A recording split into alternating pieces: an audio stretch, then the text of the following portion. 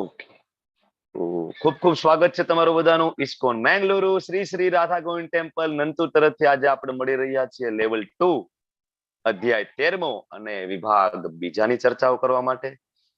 અને અધ્યાયની શરૂઆત કરતા પહેલા આપણે બધાના વહાલા શ્રી શ્રી રાધા ગોવિંદજીના ચરણોમાં વંદન કરીએ, ભગવાનને પ્રાર્થના કરીએ કે ભગવાન આ 13મો અધ્યાય થોડું સમજાવો, કારણ કે એ જ સમજાવી શકવાના છે ને અલ્ટિમેટલી. તો આપણે તો પ્રયત્ન કરી શકીએ, દદામી બુદ્ધિ યોગમ તો એ કરવાના છે.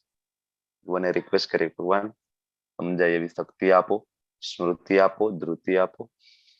શરૂઆત કરીશું ભગવાનને વંદન કરીને. ભગવાનના મહાન ભક્ત, પરમ ભક્ત શ્રીલ પ્રભુપાદજીના ચરણોમાં વંદન કરીશું અને મંગલાચરણથી શરૂઆત કરીશું.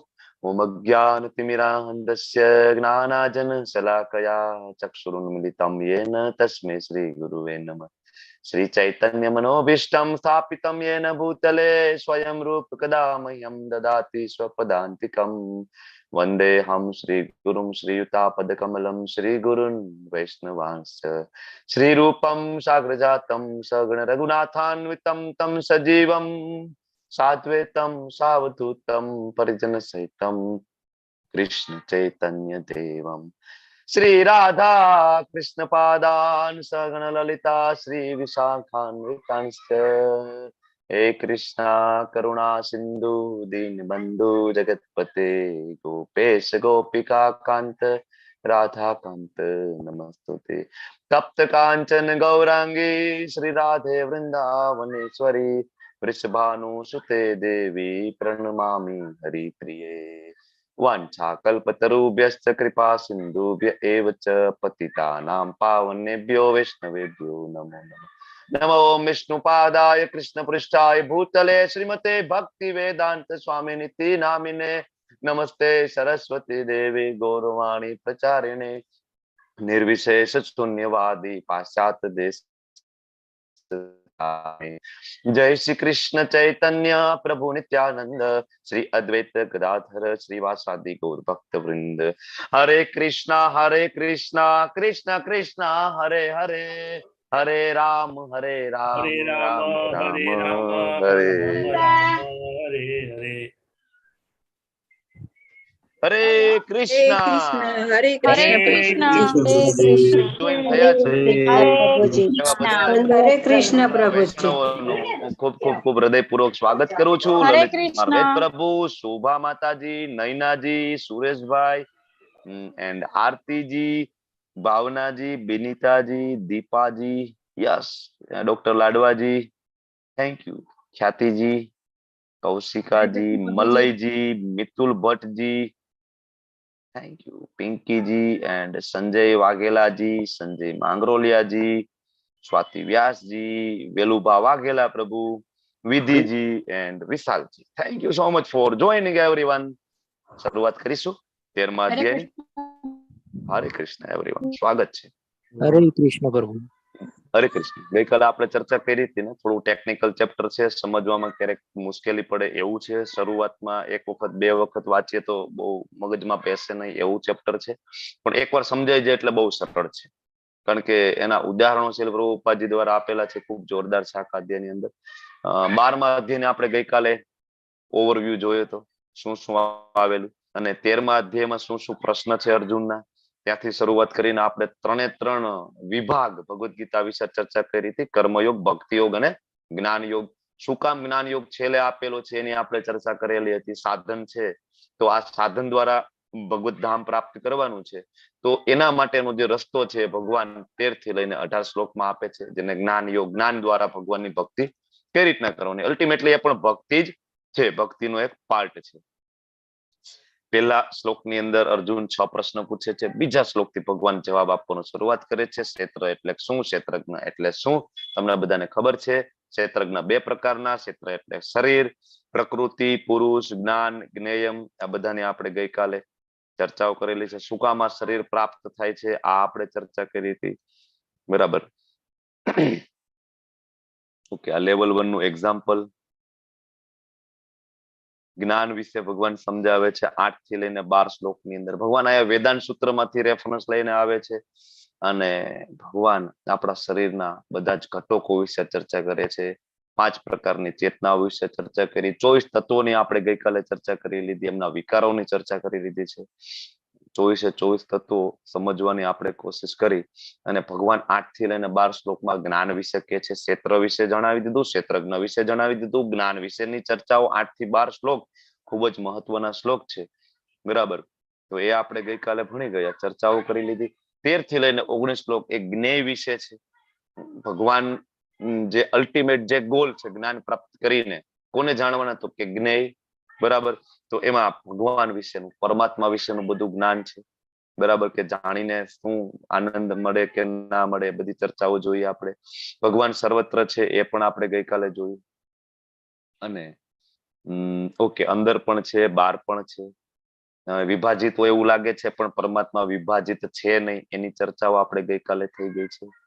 અને 18મા શ્લોકની અંદર આપણે જોયું કે દરેક પ્રકાશમાન વસ્તુઓના પ્રકાશના સ્ત્રોત ભગવાન છે.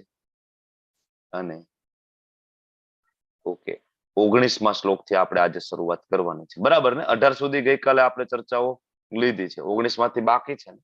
હા પ્રભુજી.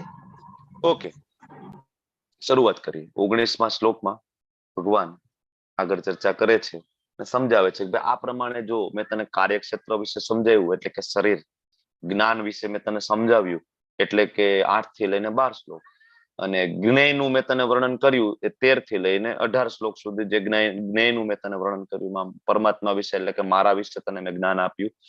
બરાબર, પણ આને સમજી કોણ શકે? ભગવાન આ ખૂબ જ મહત્વનો પોઈન્ટ મૂકે છે. કોણ? તો કે મદ ભક્ત, માત્ર ને માત્ર મારા ભક્તો. મદ ભક્ત એ તદ વિજ્ઞાય, ખાલી મારા ભક્તો છે એ જ આ જ્ઞાનને પૂર્ણપણે સમજી શકે છે. બાકી મોટા મોટા કહેવાતા વિદ્વાનો છે ને, એ આત્મા અને પરમાત્મા વાળો જે કન્સેપ્ટ છે ને એમાં ગોથા મારે છે. કેટલાય કહેવાતા વિદ્વાનો, કહેવાતા સંન્યાસીઓ એવું માને છે કે આપણે પોતે યોગ સિદ્ધિ ના બળે પરમાત્મા બની શકીએ છીએ. એટલે તમે સમજી શકો છો કે આ 13મો અધ્યાય છે કેટલો ડિફિકલ્ટ હોવો જોઈએ, કે આ લોકો વેદો વાંચીને પણ 13મો અધ્યાય બરાબર સમજી નથી શકતા, સંસાર છોડીને પણ 13મો અધ્યાય નથી સમજી શકતા. એટલે તમે સમજી શકો કે ભગવદ ગીતા આપણે માનીએ એટલું સરળ નથી. બરાબર, પણ આ તો આચાર્યની કૃપા છે, શ્રી પ્રભુપાદજીની આપણા ઉપર ખૂબ ખૂબ ખૂબ કૃપા છે. બરાબર ને? એટલે આપણને ખૂબ, કારણ કે જો આપણા ઓલું કહેવાય ને કે દાદા અને બાપા એ ખૂબ મહેનત કરી હોય ને, તનતોડ દિવસ રાત મહેનત કરી હોય, અને પછી બેંક બેલેન્સ જમા કર્યું હોય, પછી આવનાર બાળકો શું કરે? તો કે એ આરામથી, સુખેથી, સરળતાથી જીવન જીવી શકે. એમ આપણા જે બાપ દાદા છે ને, શ્રીલ પ્રભુપાદજી, આપણા પિતાજી, આધ્યાત્મિક પિતા કહેવાય આપણા. બરાબર, એટલે આપણા બાપ દાદા એ ખૂબ મહેનત કરી છે. સદ ગોસ્વામી ગણ, શ્રીલ પ્રભુપાદજી દિવસ રાત મહેનત કરી છે, માત્ર 2 કલાક સૂતા હતા આપણા માટે. બરાબર, એને ખબર હતી કે આગળના સમયમાં આવા બધા જીવો આવશે કે જે રાત્રે 11 વાગ્યા સુધી ભગવદ ગીતાની ચર્ચાઓ કરશે. એને ખબર હતી પ્રભુપાદને કે મારે આપવું પડશે, નહીતર કોણ સમજાવશે આ બધાને? તો આપણા બાપ દાદાઓ ખૂબ મહેનત કરીને ગયા છે, સદ ગોસ્વામી ગણ, આખા આપણી આચાર્ય પરંપરા.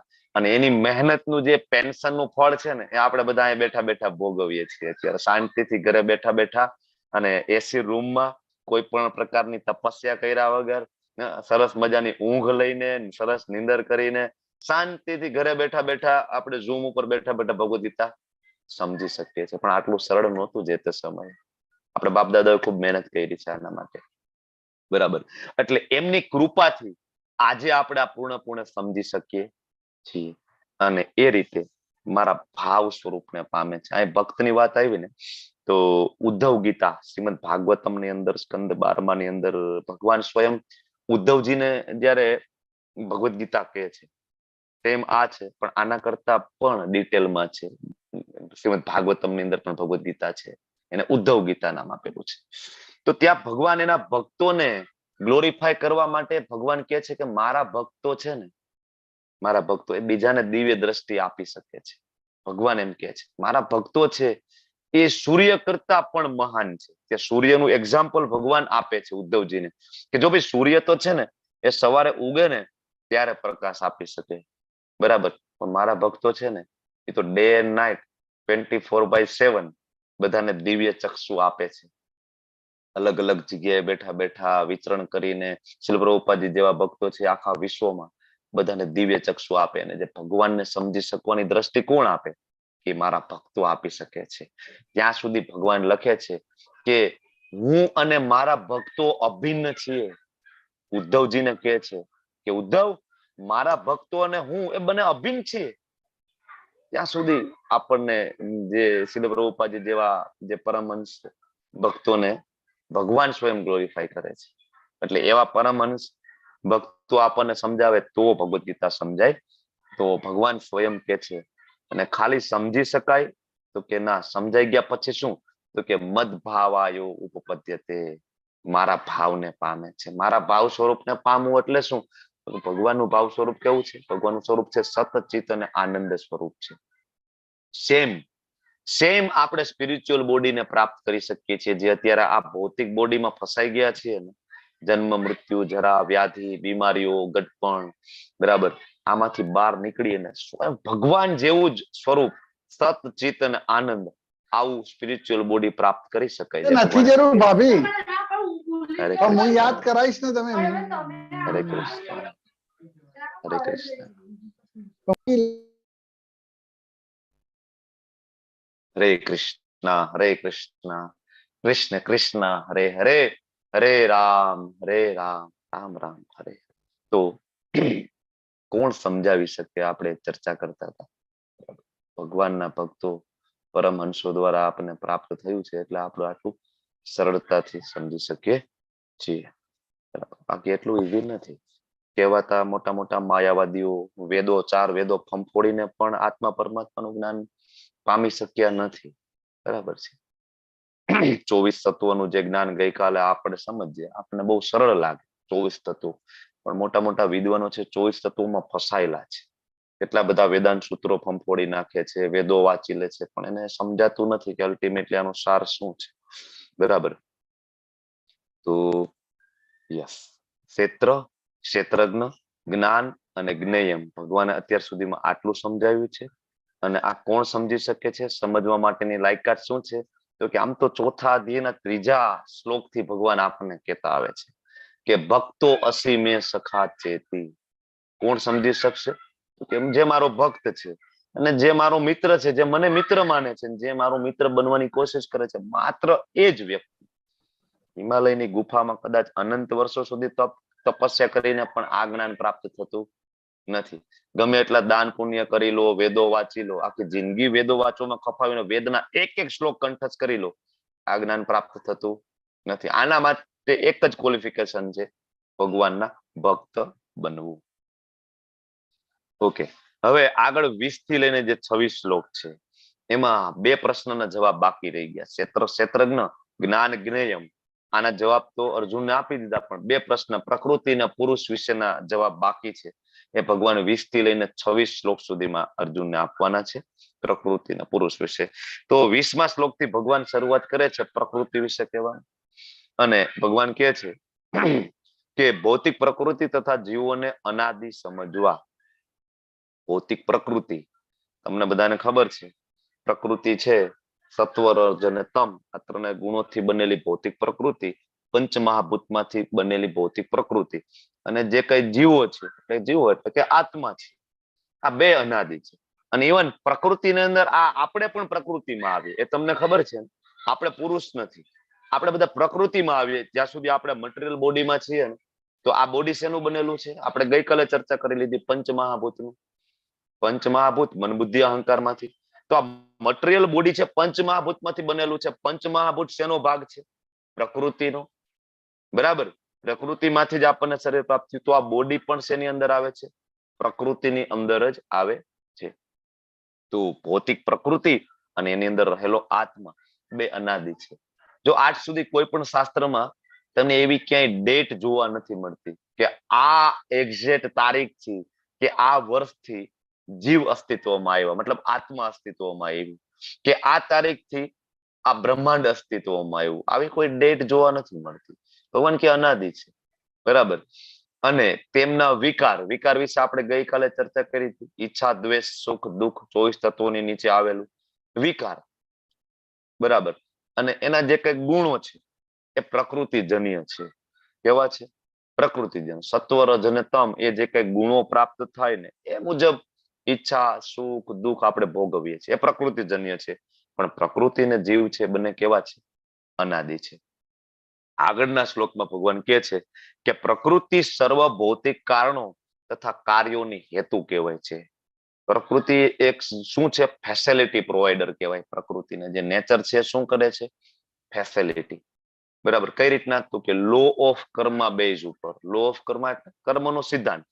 જે કઈ આપણે કર્મ કરીએ છીએ આ જન્મમાં, જે કઈ આપણા પાપ કર્મ, પુણ્ય કર્મ, સારા કર્મ, ખરાબ કર્મ મુજબ પ્રકૃતિ એટલે કે માયાદેવી, માયાદેવી છે આપણને નેક્સ્ટ બોડી આપે છે, નેક્સ્ટ ફેમિલી આપે છે, નેક્સ્ટ લોકેશન આપે છે, દેશ આપે છે, સંપ્રદાય આપે છે, એસોસિએશન આપે છે.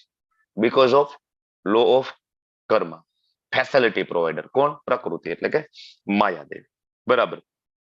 તથા કાર્યોની હેતુ કહેવાય છે. જે કઈ કાર્યો છે એની હેતુ કોણ છે? પ્રકૃતિ છે. બરાબર. અને જીવ છે એ આ જગતમાંના વિવિધ સુખો તથા દુઃખો ભોગવવાનું કારણ બની જાય છે. કારણ કે પ્રકૃતિ સાથે સંગ થાય છે એટલે સુખ અને દુઃખનો ભોગ કોણ કરે છે? તો કે જીવ. બરાબર. એટલે બધા જ કાર્યોને કારણની હેતુ છે પ્રકૃતિ છે, જે પંચમહાભૂતમાંથી બનેલી છે. એમાંથી જ આ શરીર બને છે. પંચમહાભૂત મન, બુદ્ધિ ને અહંકાર લઈને, જે આપણે 7મા અધ્યાયમાં ભણી ગયા છીએ. અને આ જે પ્રકૃતિના 3 ગુણો જે આપણને પ્રાપ્ત થાય, સત્વ, રજ અને તમ, અને એ મુજબ કાર્ય કરવાના કારણે આપણે 84 લાખ યોનિઓમાં ચક્કર મારીએ છીએ. કોના કારણે? ભૌતિક પ્રકૃતિ માયાદેવીના કારણે. જો બીજું કોઈ કામ પરફેક્ટ કરે કે ના કરે, પણ માયાદેવી એનું કામ ખૂબ જ પરફેક્ટ કરી રહી છે. તમે જોવો છે ને, જરાય ફેર પડે? ના પડે. કોઈ કૃષ્ણ ભક્તિ તરફ જવાનું વિચારે એટલે માયાદેવી તરત એક રમકડું ફેંકી દે એની સામે. બરાબર. તરત રમકડા મળી જાય, ફસાઈ જાય. જોઈએ છીએ ને આપણે. કારણ કે માયાદેવી આવું શું કામ કરે છે? તો કે એને સેવા મળેલી છે. એ સેવા કોને આપી છે? તો કે સ્વયં શ્રી કૃષ્ણજી આપી છે માયાદેવીને. ભાઈ તમારી સેવા? તો કે આ છે. તો માયાદેવીની સેવા ખૂબ જ સારી રીતના બજાવી રહ્યા છે. સેવા ના બજાવે તો કૃષ્ણ પ્રસન્ન ના થાય. કારણ કે માયાદેવી ભગવાનના ભક્ત છે. તો એને મળેલી જે સેવા છે એ ખૂબ જ સારી રીતના એ બજાવી રહ્યા છે. બરાબર. એટલે માયાથી કોઈ દૂર જવાની કોશિશ કરે, માયાને પરવડે એમ છે નહીં. બરાબર છે. તરત જ એ વિચાર કરે કે મારો એક ગ્રાહક ઓછો થાય છે, ગ્રાહક ઓછું થાય છે. બરાબર ને? તરત જ સવારે મંગલા આરતીમાં ઉઠવું હોય ને ત્યારે ચર્ચા થાય મન અને બુદ્ધિ બે વચ્ચે. શું કે? બુદ્ધિ એમ કે પ્રભુજી કાલ સમજાવ જતા મંગલા આરતી કરવી જોઈએ. વિશ્વના ચક્રવર્તી ઠાકુર મહારાજ આપણને કહીને ગયા છે જે કોઈ મંગલા આરતી કરશે એ બીજી વાર એનો આ ભૌતિક જગતમાં જન્મ નહીં થાય. બરાબર. આ કોણ કે આપણને? આધ્યાત્મિક બુદ્ધિ. પણ ઓલું મન હોય ને, માયાદેવીમાં ફસાયેલું હોય ને, એટલે મન ચર્ચા કરે. શું કે? બધી વાત સાચી છે, પ્રભુજીએ કીધું છે, પણ આજનો દિવસ સુઈ જાય, કાલથી શરૂઆત કરશું. આજે બહુ ઊંઘ આવે છે. કાલે આજે જો મારે સુવામાં રાત્રે મોડું થઈ ગયું હતું, કાલે બહુ બધું કામ હતું. પ્રભુજીએ ક્લાસ લીધો તો ક્લાસ લેવામાં 11 વગાડી દીધા હતા. આજે સુઈ જાય. આવતીકાલે તો ક્લાસ છે નહીં લેવલ 2 નો. કાલથી મંગલા આરતી કરશું. બરાબર. કોણ આ ઝાડ ફેંકે છે? માયાદેવી. માયાદેવીને ગમતું નથી એના કોઈ પણ એક પણ કસ્ટમર ઓછા થાય. એ ભૌતિક પ્રકૃતિ. બરાબર. ખૂબ જ સચોટ રીતના, સટીક રીતના એ કામ કરી રહ્યા છે. બરાબર. એટલે જીવ કઈ જે ઈચ્છા કરે છે, એકચ્યુઅલી માયાદેવી આવું શું કામ કરે છે? આપણને એમ થાય તો કે આપણે ઈચ્છા કરીએ ને એટલા માટે માયાદેવી કરે છે. આમાં ખરેખર એમનો વાંક નથી અને ભગવાનનો આમાં કોઈ હસ્તક્ષેપ છે નહીં. જીવ જે કઈ ઈચ્છા કરે છે અને ભગવાન એ ઈચ્છા પૂરી કરવા માટે માયાદેવીને એ કામ સોંપેલું છે. અને આપણને વારંવાર શરીર પ્રાપ્ત થાય છે. અલગ અલગ અલગ અલગ અલગ શરીર પ્રાપ્ત થાય. અને એક વખત શરીર પ્રાપ્ત થઈ જાય ને એટલે માયાદેવીના નિયંત્રણમાં આપણે આવી જઈએ છીએ. એકવાર ભૌતિક શરીર મળી ગયું ને એટલે તમે માયાદેવીના કંટ્રોલમાં આવી ગયા. એમાંથી છૂટવું અઘરું છે. પણ હા, એક સરળ રસ્તો આપે છે. ભગવાન કહે છે કે યે મામેવ પ્રપદ્યન્તે, જે મને શરણાગત થઈ જાય છે ને, માયા મેતામ તરંતી તે. બરાબર. એટલે એક વખત ભૌતિક શરીર મળી જાય ને એટલે માયાની અંડરમાં આવી જાવ. કઈ રીતના સમજી શકીએ? તો કે એક વખત કૂતરાનું શરીર મળી જાય ને એટલે તરત જ શ્વાન ચેષ્ટા ચાલુ થઈ જાય. રોડ ઉપર કાર નીકળે પાછળ દોડવાનું ચાલુ થઈ જાય. આપણે દોડીએ? ના દોડીએ. એક વખત ડુક્કરનું શરીર પ્રાપ્ત થઈ જાય ને એટલે મેલું ખાવું આપણને ગમે. એ આપણે જઈશું, એટલે આપણો શબ્દ વાપરું છું કે આ જન્મના કર્મ તો એવા જ છે કે કદાચ ડુક્કર કરતા અધમ યોની પ્રાપ્ત થવાની છે, બરાબર. તો ગમવા માંડે, અને દેવનું શરીર પ્રાપ્ત થાય તો બરાબર, તો એકદમ સ્વચ્છતા, બરાબર. તો માયાદેવીના અંડરમાં, એટલે દેવી દેવતાઓ પણ માયાદેવીના પંજામાંથી મુક્ત નથી, કહેવાનો મતલબ એ છે, એ પણ એના કંટ્રોલમાં હોય છે, બરાબર. તો જે મુજબનું શરીર પ્રાપ્ત થાય ને એ મુજબનું તરત જ આપણે માયાદેવીના કંટ્રોલમાં આવીને એ મુજબની આપણે ચેષ્ટાઓ કરવા માંડતા હોઈએ છીએ. અને શ્રી પ્રભુપાદજી મુંડક ઉપનિષદનો રેફરન્સ ભાવાર્થની અંદર આપે છે અને સમજાવે છે કે ભગવાન કેટલા દયાળુ છે, કૃષ્ણ કેટલા દયાળુ છે કે આપણે આટલા અધમ અધમ કર્મો કરીને આવી અલગ અલગ નીચલી યોનિઓમાં જઈએ છીએ ને તો કૃષ્ણ સાથે આવે છે, અંદર વિદ્યમાન રહે છે. જઈએ આપણે? હે, ના જાય ને. આપણો કોઈ મિત્ર હોય એમ કે આવી અધમ યોનિમાં જવું છે તો આપણે જાય ભેગા, હું તારી સાથે આવીશ ડુક્કર બનવા માટે. હા, જઈએ? ના જાય. કૃષ્ણ સ્વયં અનંત બ્રહ્માંડના સ્વામી હોવા છતાં એમ કે છે કે ના, હું આવીશ, ચિંતા ના કરતો, હું તારી સાથે છું, બરાબર. આ ભગવાન છે. આગળ કે છે આ પ્રમાણે જીવ પ્રકૃતિના 3 ગુણોને ભોગવતો પ્રકૃતિમય જીવન જીવે છે. આપણા બધા માટે છે અહીંયા, બરાબર. આપણે બધા અહીંયા ભૌતિક જગતમાં પડી ગયા અને 3 ગુણો કયા? સત્વ, રજ અને તમ. અને એ મુજબ પ્રકૃતિમય જીવન જીવે છે. આપણે જીવીએ છીએ ને પ્રકૃતિમય જીવન, સવારે ઉઠીએ થી લઈને સાંજે સુવીએ ત્યાં સુધીમાં 3 ગુણોના પરિવર્તન કેટલી વાર થઈ જાય છે? થઈ જાય. મંદિરે જાય, મંગલા આરતીમાં આવીએ ત્યારે આપણે કયા ગુણમાં હોય? સત્વ ગુણમાં. જેવું મંગલા આરતી જપા પૂરા થઈ જાય, ટિફિનના ડબલા લઈને જોબ ઉપર વયા જાય, કયા ગુણમાં આવી જાય? રજો ગુણમાં. ત્યાંથી થાકીને લોતપોત થઈને આવીએ અને તમોગુણી નિંદ્રામાં ડૂબી જાય, કયો ગુણ છે?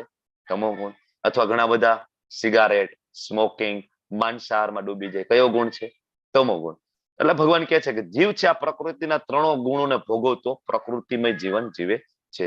અને આ તેના શું કામ આવું થાય છે? તો કે આ ભૌતિક પ્રકૃતિના સાથેના સંગના કારણે આવું થયું. અને આવું થવાના કારણે એ વિભિન્ન યોનિમાં ઈષ્ટ અને અનિષ્ટ પ્રાપ્ત કરે. ઈષ્ટ એટલે ઉપરની યોનિમાં જાય. આ જન્મમાં સત્વ, રજ અને તમ 3 ગુણોમાં જે મુજબના ગુણોનું સિલેક્શન થાય, ધારો કે સત્વ ગુણનું સિલેક્શન આપણે કર્યું છે, સારા સારા કર્મ કરીએ છીએ, દાન કરીએ છીએ, પુણ્ય કર્મ કરીએ છીએ, ગરીબોની સેવા કરીએ છીએ, પોતે સાત્વિક જીવન જીવીએ છીએ, તો શું થાય? ઉચ્ચ લોકની પ્રાપ્તિ થાય, ઈષ્ટ પ્રાપ્ત થાય. અને ધારો કે માંસાહાર કરીએ છીએ, બીજાને હેરાન કરીએ છીએ, બરાબર, ખરાબ કામ કરીએ છીએ, તમો ગુણ, શાસ્ત્રોના આદેશોની વિરુદ્ધના કાર્યો કરીએ છીએ, તો અનિષ્ટ પ્રાપ્ત થાય છે, એટલે કે નીચલી યોની પ્રાપ્ત થાય છે, બરાબર. એટલે ભગવાન કહે છે શું કામ થાય છે? તો કે પ્રકૃતિના 3 ગુણોના કારણે આ બધો લોચો છે. જે કઈ માથાકૂટ ને જે કઈ મગજમારી છે ને એ શેના કારણે છે ભાઈ? તો કે 3 ગુણોના કારણે. ક્યારેક પશુ બની જાય, ક્યારેક પક્ષી બની જાય, ક્યારેક કીડા બની જાય, ક્યારેક માકડ બની જાય, ક્યારેક જળચર બની જાય, ક્યારેક સંત બની જાય છે. આ સતત ચાલ્યા રાખે છે. એટલા માટે ભગવાને બહુ ભગવદ ગીતાની એકદમ શરૂઆતમાં અર્જુનને કીધું છે. શું કીધું છે? કોઈને યાદ છે? પ્રશ્ન પૂછી લઈએ કે આપણે. ગુજરાતીમાં આવડે તો ગુજરાતીમાં, શ્લોક ના યાદ આવે તો બોલો.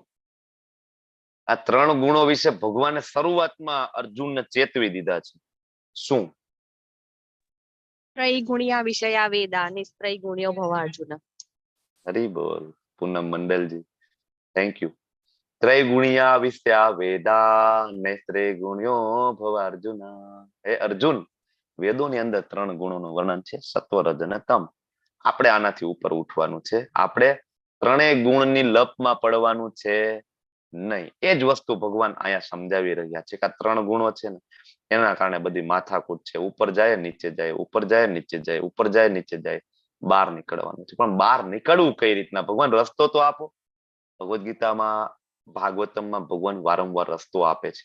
આગળ 8 થી 12 જે ગુણો જ્ઞાનની વ્યાખ્યા છે ને એમાં રસ્તો આપણને આપ્યો કે ભાઈ તમે પ્રમાણભૂત આચાર્ય ગુરુ પાસે જાઓ અને શ્રવણ કરો. શ્રવણ કરવાથી શું થાય? ભાગવતમની અંદર સવારે મંગલાચરણમાં એક શ્લોક લેતા હોય છે, શુન્વતામ સ્વકથા કૃષ્ણ પુણ્ય શ્રવણ કીર્તન હૃદયંતસ્તો ભદ્રાણી વિદ્યુનોતિ સુરેશતા. શું કરે ભગવાન? હૃદયમાં બેઠા બેઠા શું કરે? ઝાડુ મારે. શેનું ઝાડુ મારે? તો કે આ બધા 3 ગુણો, કામ, ક્રોધ, લોભ, મોહ, ચાળું મારીને સાફ કરે, ક્યાં લઈ જાય? ગુણાતીત અવસ્થા પ્રાપ્ત કરાવે. બરાબર ને? તો ભગવાન રસ્તા બધા આપ્યા છે આ ગુણોમાંથી બહાર નીકળવાનું. બરાબર. આગળના શ્લોકમાં કે છે ને, નષ્ટ પ્રાયેષુ અભદ્રેષુ નિત્યમ ભાગવત સેવયા ભગવતી ઉત્તમ શ્લોકે ભક્તિર્ ભવતી નૈષ્ઠિકી. કેટલા બધા અનમ્યુટ કરીને પાર્ટિસિપન્ટ સાથે સાથે બોલે છે. કારણ કે સવારે ભાગવતમાં આવતા હોય ને, રોજે રોજ આ શ્લોક સવારમાં સાંભળવા મળે. અને પ્રભુજી રોજે આ શ્લોકનો અનુવાદ સમજાવે, કઈક નવા નવા ટોપિક લઈ આવીને કઈક સમજાવે રોજે રોજ. નિત્યમ ભાગવત સેવયા ખૂબ જ મહત્વ છે. એક પણ દિવસ ના એવો જાવો જોઈએ કે જે દિવસે ભાગવતમની કોઈ ચર્ચા નથી કરેલી.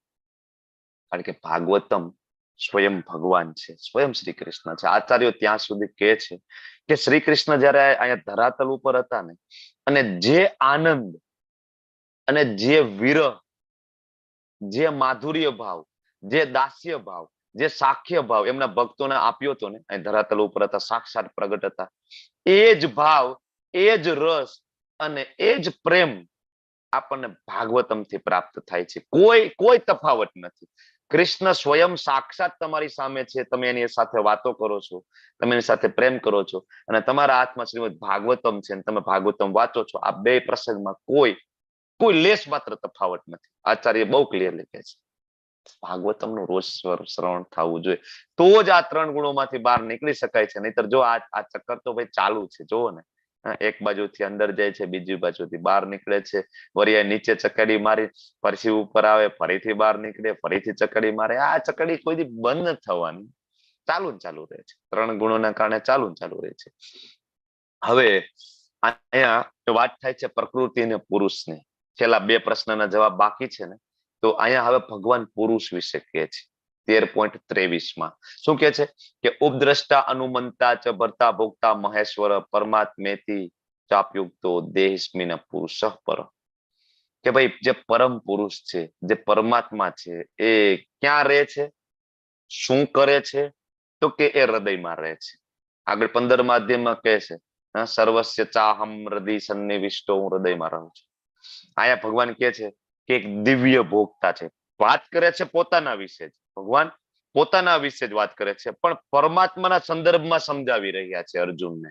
એટલે કે છે કે દિવ્ય ભોગતા છે જે ઈશ્વર છે. અને આ ઈશ્વર કોણ છે? તો કે બ્રહ્માજી સ્વયં કે છે, ઈશ્વર પરમ કૃષ્ણ સચ્ચિદાનંદ વિગ્રહ. ઈશ્વર કોણ છે? તો કે ભગવાન છે. સ્વયં શિવજી પણ કે છે ને, પહેલા દિવસે આપણે લીધું હતું ને, શિવજી પોતે કે છે પરમ નિયંતા કોણ છે? તો કે વાસુદેવ છે. બરાબર. તો એ સર્વોપરી સ્વામી છે. કેવા સ્વામી છે? સર્વોપરી. અને એ સાક્ષી અને અનુમતિ આપનાર તરીકે આપણા બધાના હૃદયમાં ઉપસ્થિત રહે છે. સાક્ષી પૂરે છે. આપણને એમ થાય કે હું કઈ ખરાબ કામ કરી લઉં, મને કોઈ જોતું નથી. નહીં, ભગવાન કે હું બેઠો છું અંદર, સાક્ષી છે.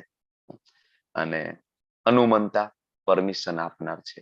હવે આ બે કામ તો કરે છે, પણ આના સિવાય ત્રીજું કામ કરે છે, જે ભક્તો માટે સ્પેશિયલી કામ કરે છે એઝ એ પરમાત્મા. એ કામનું નામ શું?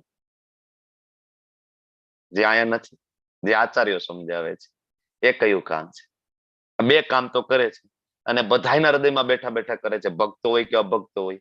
પણ જ્યારે ભક્ત બનીને તમે એને શરણાગત થઈ જાવ છો, તો ભગવાન ત્યાં ત્રીજા કામની ઓથોરિટી હાથમાં લઈ લે છે. એ કયું ત્રીજું કામ? દદામી બુદ્ધિ યોગમ. દદામી બુદ્ધિ યોગમ. બરાબર છે, સાચું છે. બરાબર. ગોલોકધામ પછી? લઈ જવાનું. પોતાની શરણમાં લઈ લેશે. ઓકે, શરણમાં લઈ લે છે. બધા અનર્થ અનિષ્ટો દૂર નિવૃત્ત, કરે, બધા અનિષ્ટો દૂર કરે. ઓકે. યોગક્ષેમ વહામ્યમ. યોગ ક્ષેમમ વહામ્યહમ. ઓકે, ભક્તની બહુ બધી સરસ. જવાબદારી લે છે. હૃદયની સફાઈનું કામ કરે. હૃદયની સફાઈ કરે. બધા જવાબ તો સાચા જ છે, એક્ઝેક્ટ સાચા જવાબ છે. બરાબર. તમે બધાએ સાંભળ્યું હશે કે આપણે એમડી એમએસ કરીએ, જયારે ગ્રેજ્યુએશન પૂરું થાય પછી આગળ પોસ્ટ ગ્રેજ્યુએશન કરીએ ને, ત્યારે એમાં તમારે ગાઈડ રાખવા પડે. બરાબર ને? જે લોકોએ પીએચડી કર્યું હશે એને ખબર છે કે ગાઈડની જરૂર પડે. એક ગાઈડ હોય, એની નીચે મોટા ભાગે એક બે સ્ટુડન્ટ જ હોય, જાજા ના હોય. અને એનું આખું પીએચડી પૂરું થઈ જાય ને ત્યાં સુધી એને ગાઈડ કરી શકે. હા સંજયજી, શું કેવું છે? બોલો ને પ્રભુ. હરે સંજય કૃષ્ણ. માંગરોલિયા. હા બોલો. હરે કૃષ્ણ બોલો. ભક્તોના હૃદયમાં રહીને એનું માર્ગદર્શન કરે છે. અરે બોલ, ખૂબ સરસ પ્રભુ, સાચો જવાબ છે તમારો. Thank you. તો ઉપદ્રષ્ટા, અનુમંતા અને ત્રીજું લખવું હોય તો લખી લો. ત્રીજું એ એઝ એ ચૈત્ય ગુરુ તરીકે કામ કરે છે. પર્ટિક્યુલર શબ્દ છે ચૈત્ય ગુરુ. ચૈત્ય ગુરુ તરીકે ત્રીજું કામ કરે છે, એટલે કે આપણા ગાઈડ બને છે. મેં તમને હમણાં વાત કરી ને, પીએચડી કરીએ ત્યારે ગાઈડ બને આપણે. તો ચૈત્ય ગુરુ બનીને આપણા હૃદયમાં બેસી જાય છે ભગવાન, જ્યારે તમે એને શરણાગત થાવ છો ત્યારે. અને ચૈત્ય ગુરુ તરીકે બેસી અને કામ શું કરે છે? તો કે અંદર બેઠા બેઠા શાસ્ત્રોને પ્રકાશિત કરે છે. વાંચવાની જરૂર નહીં પડે, અંદર બેઠા બેઠા પ્રકાશિત કરે. એક વખત શરણાગત થઈ ગયા, ભગવદ ગીતા ભાગવતમ અંદરથી પ્રકાશિત થાય. એક ને એક શ્લોક વાંચતા હોય, પહેલી વાર વાંચતા હોય, બીજી વાર વાંચતા હોય, ત્રીજી વાર વાંચતા હોય ને 10મી વખત જયારે વાંચતા હોય ને, ત્યારે એનો અર્થ, એનો ભાવાર્થ, એની સમજણ શક્તિ અંદરથી પ્રગટ થાય. કોઈને સમજાવવાની જરૂર નહીં પડે. આ તમે અનુભવ કરજો, અને આ અનુભવ થશે થશે ને થશે, મારી ગેરંટી છે. કારણ કે શરણાગત થાવ, તમે જયારે ભગવાનના પવિત્ર નામનો જપ કરો, ભગવાનને ભોગ લગાડો ને, તો ભગવાન ચૈત્ય ગુરુનું સ્થાન લે છે અને ડીઓટી ને મળાવે છે. શું કરે છે? એ એસોસિએશન અપાવી દે છે. ભગવાન શું કરે? તમારી આજુબાજુમાં ક્યાંય પણ દૂર દૂર ક્યાંય ડીઓટી હોય ને, એને પકડીને લાવીને તમારી સામે મૂકે, અથવા તો તમને પકડીને લાવીને એની સામે મૂકી દે છે. આ કામ કરે છે ચૈત્ય ગુરુ. આ ત્રીજું કામ છે. ઉપદ્રષ્ટા અનુમંતામાં તો લેવલ 1 માં ચર્ચા કરતા હોઈએ છીએ, બરાબર. અને આ અહીંયા ચૈત્ય ગુરુ. હવે આના ઉપરથી એક બીજી ખબર પડે કે અહીંયા ભરતા ભોગતા મહેશ્વરમ લખ્યું છે. કોના માટે? પરમાત્મા માટે. ભરતા એટલે કે સ્વામી, ભોગતા એટલે કે પરમ ભોગતા ઈશ્વર, બરાબર. અને મહેશ્વર એટલે કે બધા જ જે નાના નાના ઈશ્વર હોય, ભગવાનના બીજા જે પૂર્ણ વિસ્તારો, અંશ અવતારો, એને પણ ઈશ્વર કહેવાય. ઈશ્વર એટલે કે નિયંતા, કંટ્રોલર. એ બધા કંટ્રોલરના પણ કંટ્રોલર એટલે કે મહેશ્વર, બરાબર. તો આના ઉપરથી ખબર પડે કે જીવ કોઈ દિવસ આ પોઝિશન પ્રાપ્ત કરી શકે નહીં. કઈ પોઝિશન? ભરતા ભોગતા મહેશ્વર. આ પોઝિશન પ્રાપ્ત કરી શકે નહીં, પ્રાપ્ત કરી શકે. છતાં પણ કહેવાતા વિદ્વાનો ચર્ચા કરતા હોય છે, જ્ઞાન આપતા હોય છે કે જીવ જ્યારે સિદ્ધિ પ્રાપ્ત કરે ને, હિમાલયની ગુફામાં જઈને ઓમ કરીને બેસે, તો એક વખત એ પરમાત્મા બની જાય. જીવ છે પરમાત્મામાં મળી જાય, જીવ છે પરમાત્મામાં વિલીન થઈ જાય.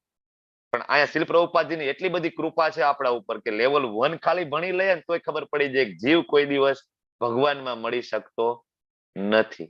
શક્ય જ નથી. નત્વેવાહમ જાતુ નાસમ નત્વમ નેમે જનાદીપા. તારું અસ્તિત્વ જુદું છે ને મારું અસ્તિત્વ જુદું છે. નૈનમ ચિંદંતી શસ્ત્રાણી નૈનમ દહતી પાવક. આત્માને કાપી ના શકાય. કાપી ના શકાય, જોડી કઈ રીતના શકાય? જોડી ના શકાય તો છૂટો કઈ રીતના પાડી શકાય? બરાબર છે. તો આત્મા કોઈ દિવસ વિલીન થતો નથી, નેવર એન્ડ એવર. ભરતા ભોગતા મહેશ્વરમ બની શકાતું નથી. અને આ ભરતા ભોગતા મહેશ્વર છે ને, એને કહેવાય પરમાત્મા. બે જુદા જુદા છે, આત્મા અને પરમાત્મા. ક્યારે આત્મા પરમાત્મા બની શકે નહીં. આત્મા હંમેશા ભગવાનનો સનાતન અંશ છે. અને એને તટસ્થ શક્તિ કીધી છે. ભગવાનની કેવી શક્તિ કીધી છે જીવને? તટસ્થ શક્તિ.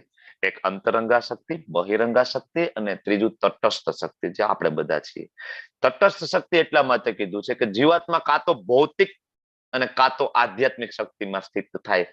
જીવાત્મા હંમેશા બે માંથી એકમાં સ્થિત થઈ શકે. આધ્યાત્મિકમાં હોય તો ભૌતિકમાં ના હોય, ભૌતિકમાં હોય તો આધ્યાત્મિકમાં ના હોય. બે ની વચ્ચે કોઈ દિવસ થાય જ નહીં, શક્ય નથી.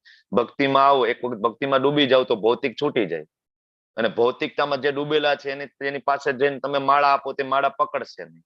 એટલે એટલા માટે કીધું છે તટસ્થ શક્તિ, બરાબર. એટલે ભગવાન અંદર બેઠા બેઠા પરમાત્મા તરીકે આપણને આદેશ આપે છે. જ્યારે તમે ભક્તિ કરો, શરણાગત થાવ તો ચૈત્ય ગુરુ તરીકે.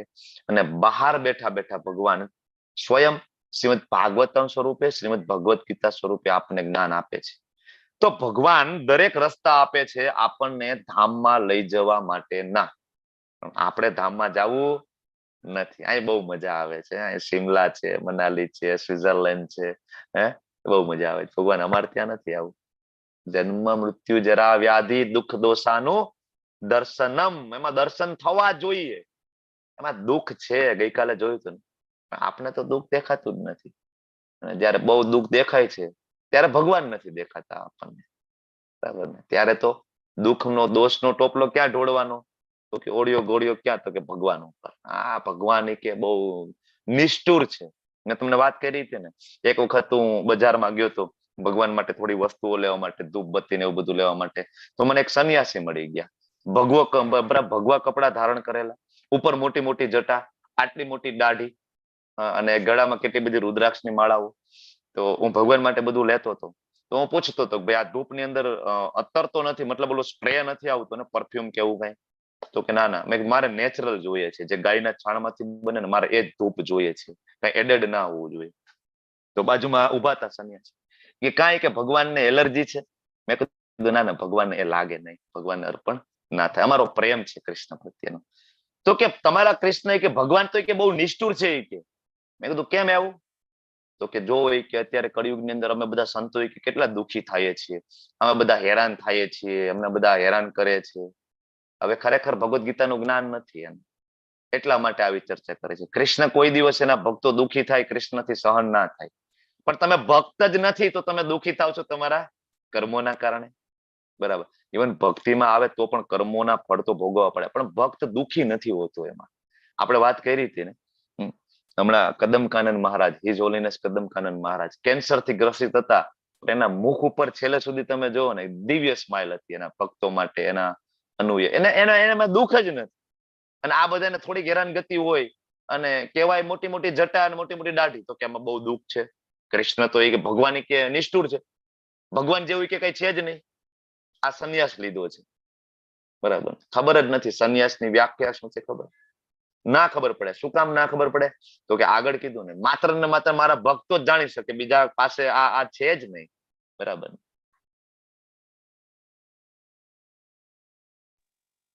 તો ભગવાન બધા રસ્તા આપે છે.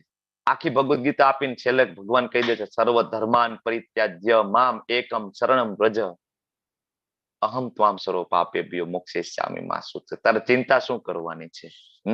તું અનંત જન્મોમાં એટલા પાપ નથી કરી શકતો ને, જેટલું મારું એક નામ છે ને એને બળીને ભસ્મ કરી શકે છે.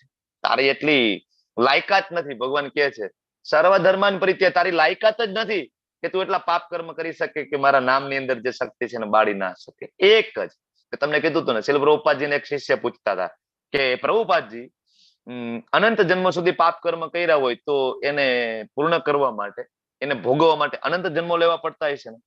પ્રભુપાદ કે નો, 1 મિનિટ, ઓનલી 1 મિનિટ, એક જ મિનિટ, એક નામ, એક કૃષ્ણનું નામ પૂરતું છે અનંત જન્મોના પાપ કર્મ. તમે ભગવદ ગીતા નથી વાંચી?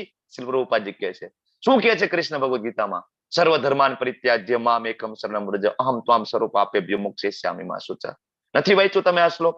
કૃષ્ણ કહે છે ને, ડરતા નહીં. પણ એટલું કન્વિક્શન તો આવવું જોઈએ ને, શરણાગતિ તો થવી જોઈએ. આપણા બધાની શરણાગતિ નથી થતી, પ્રોબ્લેમ ત્યાં છે. બાકી કૃષ્ણ તો બેઠા છે અધમથી અધમ પાપ માફ કરવા માટે. આગળ કે છે, જે મનુષ્ય પ્રકૃતિ, જીવ તથા પ્રકૃતિના ગુણોની આંતરક્રિયા સંબંધિત આ તત્વજ્ઞાનને સમજી લે. શું શું સમજવાનું છે? તો કે પ્રકૃતિ. પ્રકૃતિ શેમાંથી બને? પંચમહાભૂત. પંચમહાભૂતમાંથી શું બને? તો કે આ શરીર, બરાબર? એટલે શરીર શેમાં આવી ગયું? પ્રકૃતિમાં. અને પ્રકૃતિ પણ આવી ગઈ, શરીર પણ આવી ગયું. પછી તો કે જીવ. જીવ એટલે કે આત્મા. આત્મા તો કે દાસ છે કોનો? કૃષ્ણનો અંશ છે. મમે વાંશો જીવલોકે જીવભૂત સનાતન, બરાબર? પછી ત્રીજી વસ્તુ તો કે પ્રકૃતિના ગુણો. કયા? સત્વ, રજ અને તમ.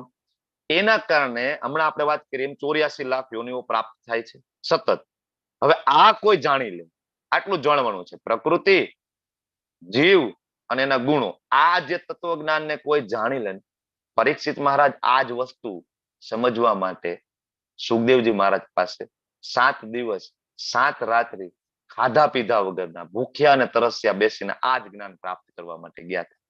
જે જ્ઞાન તમે અને હું અહીંયા આચાર્ય અને ભગવાનના ભક્તની કૃપાથી બેઠા બેઠા એ પંખા નીચે એસી ચાલુ કરીને બેઠા બેઠા બેડ ઉપર બેઠા બેઠા સાંભળીએ છીએ. જ્ઞાન પ્રાપ્ત કરવા માટે પરીક્ષિત મહારાજ સુખદેવજી પાસે ગયા હતા, બરાબર? તો ભગવાન એમ કહે છે કે આટલું કોઈ જાણીને તો નિશ્ચિત મુકામને પામે છે. નિશ્ચિત મુકામ એટલે અલ્ટિમેટ ગોલ, વૈકુંઠા, ગોલોક વૃંદાવન ધામ. તેની વર્તમાન સ્થિતિ ગમે તેવી હોય, ભગવાન છેલ્લે એડ કરે છે શું? એની વર્તમાન સ્થિતિ ભલે ને ગમે તેવી હોય, ધનવાન હોય, નિર્ધન હોય, બ્રાહ્મણ હોય, ક્ષત્રિય હોય, વૈશ્ય હોય, શુદ્ર હોય, કપટી હોય, ગમે એટલો અધમથી અધમ પાપ કર્મ કેમ ના કરેલું હોય, એ પછી ભલે ને વાલિયા રૂટારા હોય, એ વાલ્મીકી બની જાય, અને એ ભલે ને મૃગારી હોય, ભગવાનના પરમ ભક્ત બની જાય. સ્થિતિ ગમે તે હોય, પુનર્જન્મ નહીં થાય, મારી ગેરંટી છે. કોણ કે છે? કૃષ્ણ કે છે. આટલું સમજવાનું છે. પ્રકૃતિ, જીવ અને 3 ગુણોની આંતરક્રિયા. પૂરું. સમજાવે કોણ? સમજાવે કોણ? ગુરુ આશ્રય. ગુરુ આશ્રય માટે શું કરવું પડે? દીક્ષા લેવી પડે. દીક્ષા લેવી પડે. દીક્ષા લેવા માટે કટિબદ્ધ થવું પડે. અને દીક્ષા લેવા માટે શું કરવું પડે? 4 નિયમોનું પાલન, 16 માળા. ખૂબ જ સરળ છે, પણ એક કમિટમેન્ટ આપવું પડે ગુરુ મહારાજને. ગુરુ મહારાજ ત્યાં સુધી કે છે, શાસ્ત્રો ત્યાં સુધી કે છે કે ગુરુ મહારાજના એક પણ શિષ્ય આ ભૌતિક જગતમાં હોય ને ત્યાં સુધી ગુરુ મહારાજને પાછું આવવું પડે. કોઈ પણ સ્વરૂપે પાછા આવી અને આપણને લઈ જાય. આનું એક્ઝામ્પલ તમને યાદ આવે છે? લેવલ 1 નો કોઈ પ્રસંગ યાદ આવે છે? મેં તમને સમજાવેલું છે લેવલ 1 ની અંદર. બોલો, કોને લેવા આવે? બિલ્વમંગલ ઠાકોર. નહીં, બિલ્વમંગલ ઠાકોર. બિલ્વમંગલ ઠાકોર.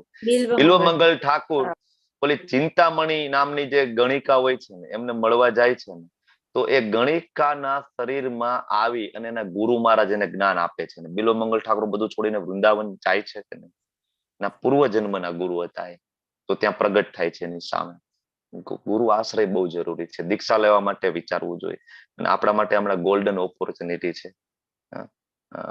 એપ્રિલ મહિનામાં, માર્ચ, એપ્રિલ, જૂન, જુલાઈ મહિનામાં મહારાજ આવી રહ્યા છે, જયપતાકા સ્વામીજી મહારાજ, ઇસ્કોન મેંગલુરુમાં. જે લોકોએ શેલ્ટર નથી લીધું એ બધા શેલ્ટર લઈ લેવું જોઈએ, આશ્રય લઈ લેવો જોઈએ. જે લોકો કટિબદ્ધ છે, બરાબર, જે લોકો ક્વોલિફાઈડ છે દીક્ષા લેવા માટે, એ લોકોએ આગળ આવવું જોઈએ ઇનિશિયેશન માટે. આ જન્મમાં યેન કેન પ્રકારે તમે દીક્ષા લઈ લો. સરળ છે, ઈઝી છે, અને એક કમિટમેન્ટ થશે ને, ભક્તિ થશે આપણાથી. બરાબર, કારણ કે આ જરૂરી છે. અહીં કે છે ભગવાન ઇનડાયરેક્ટલી, ભગવાન ભગવદ ગીતામાં વારંવાર કે છે આપણને દીક્ષા લેવા માટે. તો 3 વસ્તુ જાણવાની: ભૌતિક પ્રકૃતિ, જીવાત્મા અને ગુણોની આંતરક્રિયા. આ બધું જાણી લઈએ તો આપણી સ્થિતિ સમજાઈ જાય. આગળ કે છે કેટલાક મનુષ્ય પરમાત્માને ધ્યાન દ્વારા, અલગ અલગ પદ્ધતિ એકચ્યુઅલી ભગવાન કે છે કે આ પરમાત્મા વિશેની, પુરુષ વિશેનો પ્રશ્ન હતો ને અર્જુનનો, એટલે એના જવાબમાં ભગવાન કે છે કે ભાઈ આ પુરુષ એટલે કે જે પરમાત્માની વાત છે.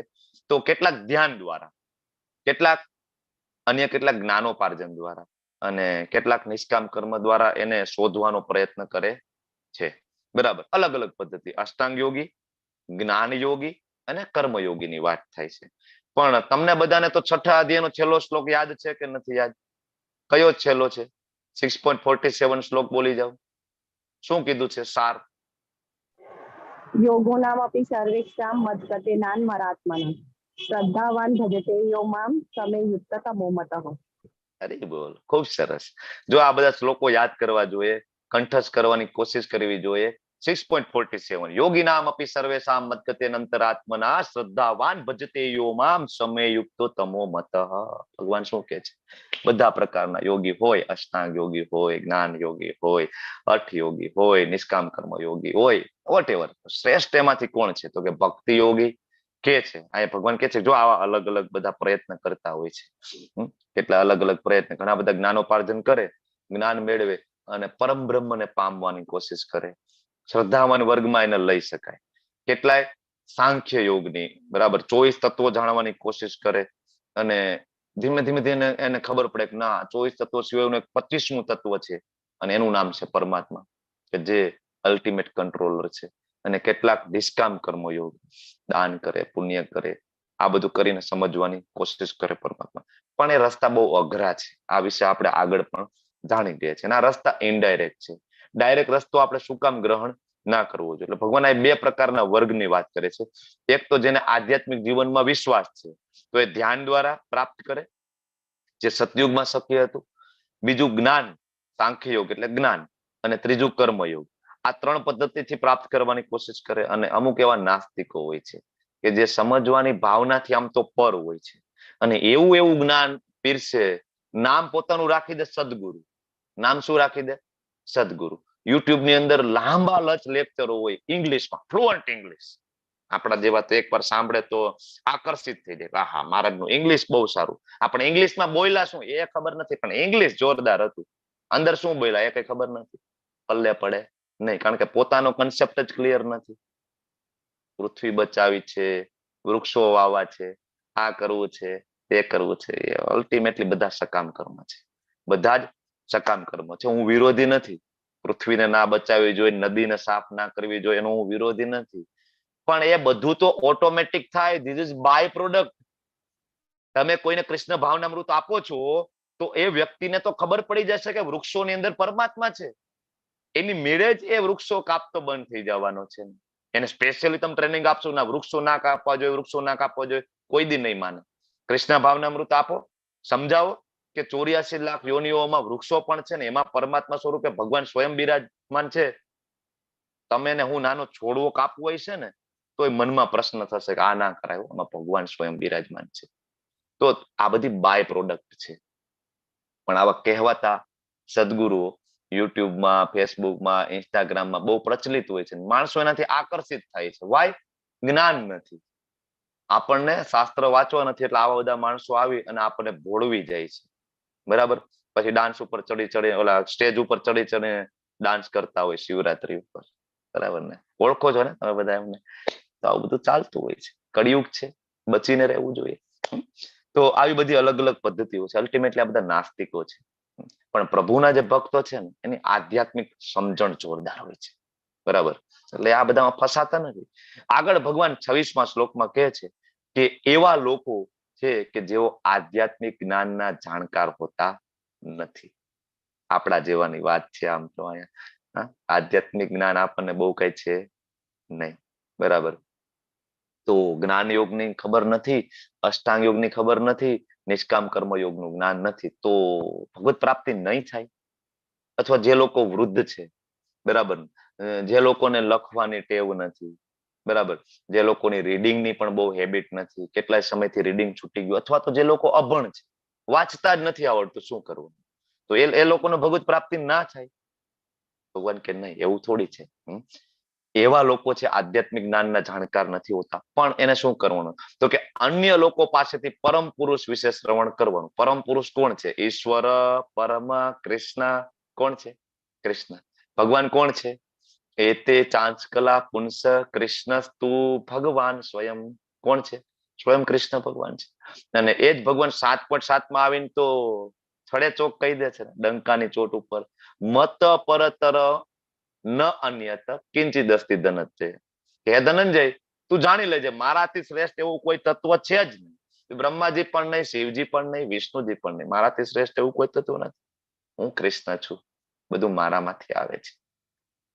પણ હું અનાસક્ત છું ને, એટલે હું આ બધી વસ્તુમાં ઇન્વોલ્વ નથી થતો. મેં મારા ગવર્નર્સ મૂકેલા છે. મેં તમને ગઈકાલે કીધું હતું ને, એક બ્રહ્માની અંદર 3 ગવર્નર હોય છે. બ્રહ્માજી, વિષ્ણુજી અને શિવજી. એટલે આપણે બધા ઓળખીએ કોને? તો કે આ ગવર્નરો. બરાબર? વિષ્ણુજીને આપણે ઓળખીએ, બ્રહ્માજીને ઓળખીએ, શિવજીને. પણ સ્વયં શ્રી કૃષ્ણ ક્યારે આમાં હસ્તક્ષેપ કરવા માટે આવતા નથી. તમે બધા મહેનત કરો ભાઈ, તમને મેં કામ સોંપી દીધું છે, તમે સર્જન કરો, પાલન કરો, વિનાશ કરો, બધું મહેનત કરો. મારી દ્રષ્ટિ છે, શક્તિ હું આપીશ, પણ સ્વયં શ્રી કૃષ્ણ હસ્તક્ષેપ કરવા નથી આવતા. હા, એ આવે છે, સ્વયં અવતરિત થાય છે. દ્વાપર યુગમાં સ્વયં શ્રી કૃષ્ણ આવ્યા, પણ એ શેના માટે આવ્યા? એના માટે એક જ કારણ છે, પરિત્રાણાય સાધુ નામ. ખાલી ભગવાનના પરમ ભક્તો ની જે વિરહની વેદના સંતોષવાની હતી, એટલે કૃષ્ણ આવ્યા. જો બાકી બધું ત્યાં બેઠા બેઠા કરી શકે, દુષ્ટોનો સંહાર, ત્યાં તો આંખના પલકરામાં બ્રહ્માંડોનો વિનાશ કરે. એમાં દુષ્ટ ને રાવણ, હિરણ્યકશિપુ, કંસની શું વિષાદ છે ભગવાનની સામે? બરાબર? તમને ખબર છે નરસિંહદેવ જયારે પ્રગટ થયા, બરાબર, હિરણ્યકશિપુને મારવા માટે, તો જે નરસિંહદેવની સાઈઝ કેવડી હતી ખબર તમને? નરસિંહદેવની, હિરણ્યકશિપુ રહ્યો ને, એ ભગવાન નરસિંહદેવના હાથનો જે નખ હોય ને, નખ, એ નખની અંદર છુપાઈ ગયો હતો હિરણ્યકશિપુ. નરસિંહદેવના નખમાં ભગવાનને ખાલી હિરણ્યકશિપુનો વાળ દેખાતા હતા. નરસિંહદેવને એ વાળ પકડીને આ રીતના હિરણ્યકશિપુનો બહાર કાઢ્યો હતો ભગવાન. આટલા વિકરાળ, આટલું હ્યુજ સ્વરૂપ લઈને આવ્યા હતા. કોણ? નરસિંહદેવ. પછી આમની સાથે યુદ્ધ કરવું હતું ને, એટલે ભગવાન નાના એવા થઈ ગયા, એની સાઈઝના. પછી યુદ્ધ કર્યું. કારણ કે ભગવાન છે ને નરસિંહદેવ બ્રહ્મ મુહૂર્તમાં પ્રગટ થઈ ગયા હતા. પણ આ ભાઈએ તો વરદાન લીધું હતું, મને દિવસે નહીં, મને રાત્રે નહીં. ભગવાન કે કાંઈ વાંધો નહીં, આખો દિવસ હું તને હેરાન કરીને મારું, અધમુઓ કરી દઉં, મારી નહીં નાખું. તો પટકી પટકીને મારે, વળી પાછો બેસાડે, પટકી પટકીને મારે, ફરીથી બેસાડે. જેવો સંધ્યાકાળ આવે મારી નાખે છે. બરાબર છે, કારણ કે લીલા કરવી હતી નરસિંહદેવની. તો ભગવાન શેના માટે આવે છે? પરિત્રાણાય સાધુના. ક્યારે આવે? શ્રવણ કરીએ, ભગવાનના પરમ ભક્તો પાસેથી સાંભળીએ, ત્યારે આ શક્ય બને. તો જાણકાર નથી અને ભગવત પ્રાપ્તિ ના થાય? થાય છે. કઈ રીતના? તો કે ભાઈ પરમ પુરુષ વિશે સાંભળવાનું, અને સાંભળીને શું કરવાનું? ખાલી સાંભળી લેવાનું. લેવલ 1 ને લેવલ 2 સાંભળી લીધું, બસ અમે તો ક્લાસ એટેન્ડ કરીએ છીએ, બહુ આટલું જ નહીં. સાંભળીને ઉપાસના કરવાનું કે છે અહીંયા.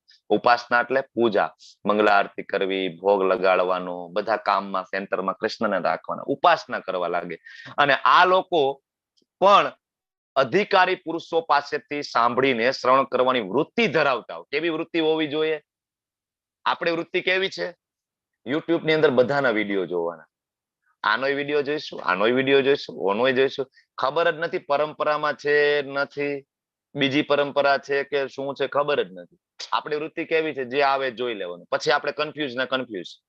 તો ભગવાન શું કે છે કે અધિકારી પુરુષ પાસેથી શ્રવણ કરવાની વૃત્તિ હોવી જોઈએ. એટલે મને તો કોઈ પૂછે ને, હું તો બહુ ક્લિયરલી કહી દઉં કે ગૌડીય મધ્વ વૈષ્ણવ સંપ્રદાયની અંદર એટલા બધા આચાર્યો છે, તમારું અને મારું આખા 10 આયુષ્ય ઓછા પડે ને કેટલું લિટરેચર છે આપણી પાસે. કેટલું?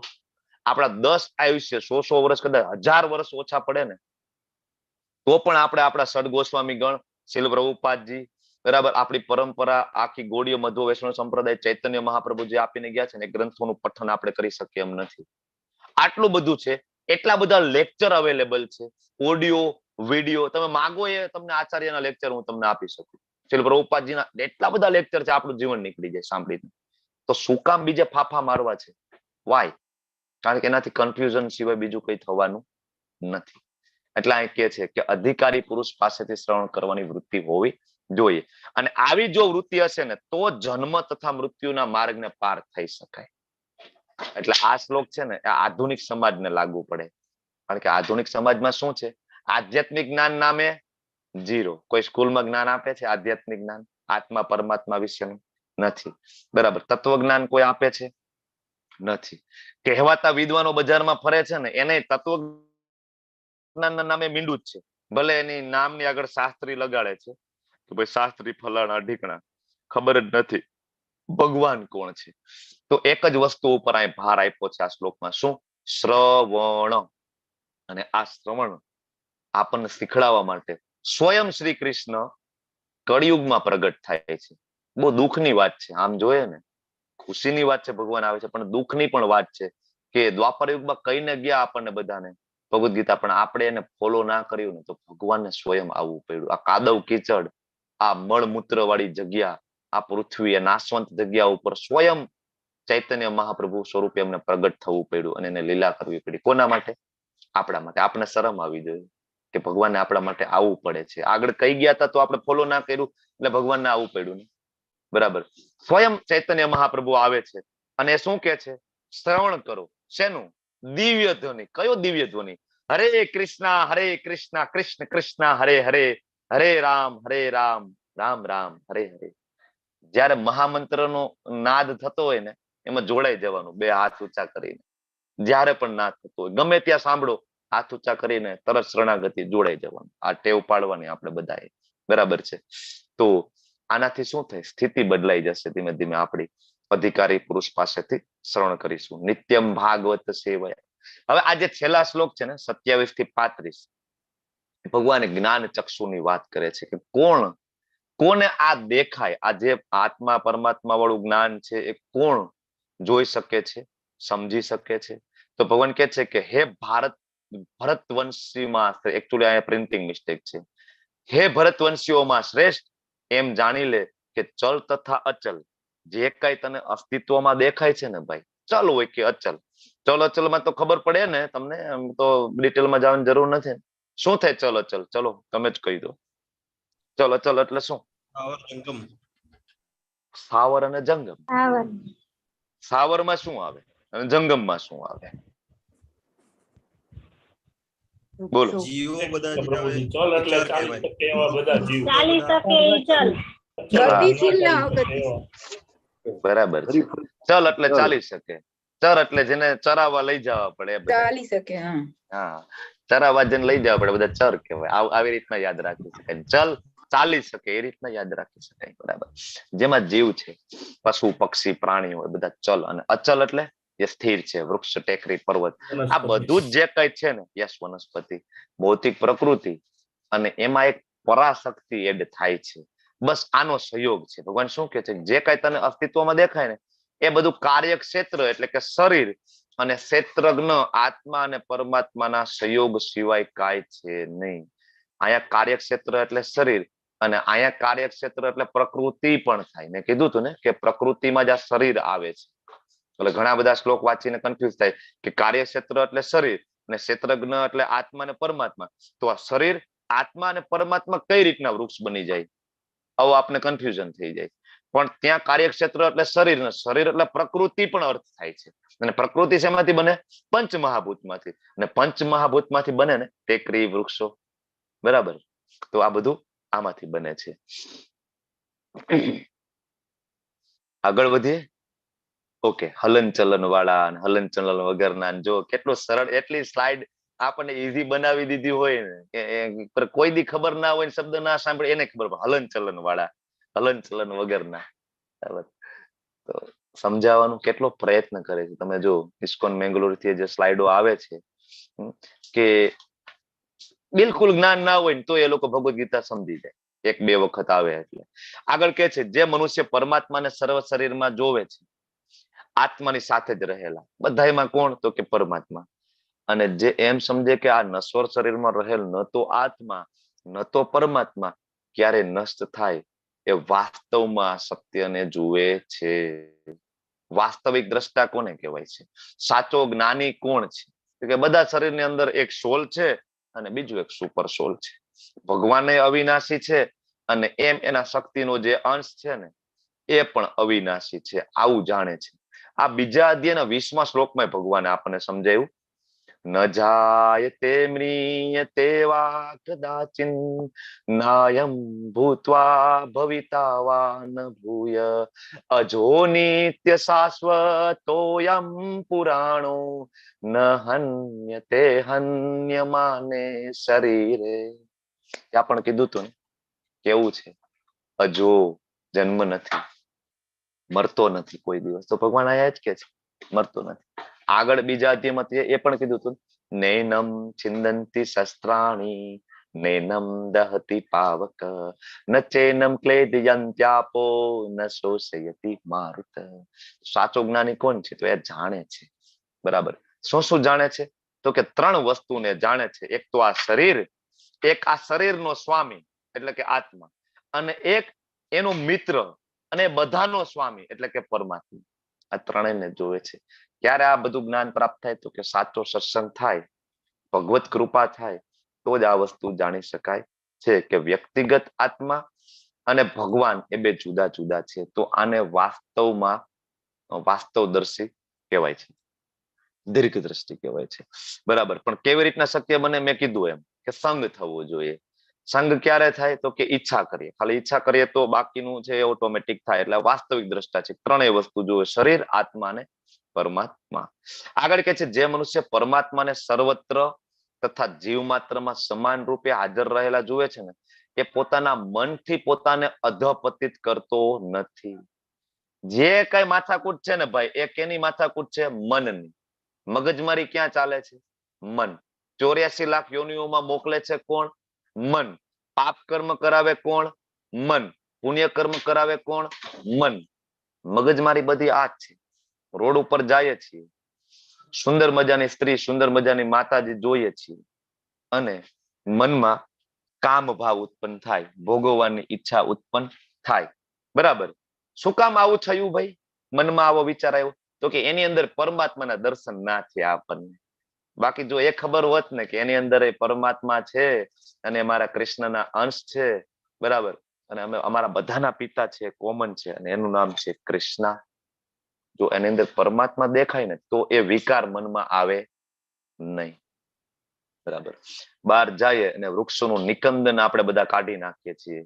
શું કામ? તો કે એમાં પરમાત્માના દર્શન થતા નથી. બહાર જાય અને કોઈ કૂતરું દેખાય, આપણે પથ્થરથી મારીએ છીએ, માથું ફોડી નાખીએ છીએ એક રોટલીના બટકા માટે. થાય છે ને? શું કામ? તો કે પરમાત્માના દર્શન નથી થતા.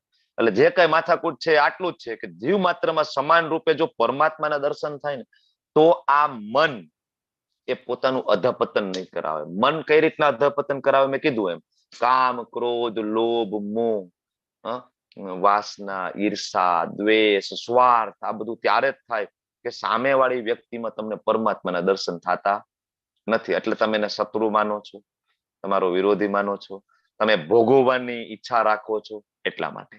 બરાબર. અને એક વખત જો આ થઈ ગયું ને પરમાત્માના દર્શન, તો દિવ્ય ગતિ છે પ્રાપ્ત થવાની કન્ફર્મ છે. બરાબર. હવે 10:02 થઈ ગઈ છે, આપણે અહીં વિરામ લઈએ અને બાકીના શ્લોક આપણે આવતી 5 મિનિટમાં કવર કરીશું. તમારી ચેટ બોક્સ ની અંદર એટેન્ડન્સ લિંક છે મૂકી દીધી છે, બધા એટેન્ડન્સ ભરી દેજો. અને કોઈને કીર્તન લેવું છે? દર્શનાજી એના માટે એડ્રેસ છે ને કીર્તન માટે? હા હા પ્રભુ. હા, ચલો કયું કીર્તન લેવાના છો? હું જગન્નાથ અષ્ટકમ ગાઉં, હાજી થોડું લઈ જેટલું લો. થશે એટલું. હાજી લઈ લો 5 મિનિટ નો ટાઈમ છે. બરાબર ને? હા. 10:08 ફિનિશ થાય એવું કોશિશ કરો. બરાબર ને? હા. યસ માતાજી, thank you. Hare please. Krishna.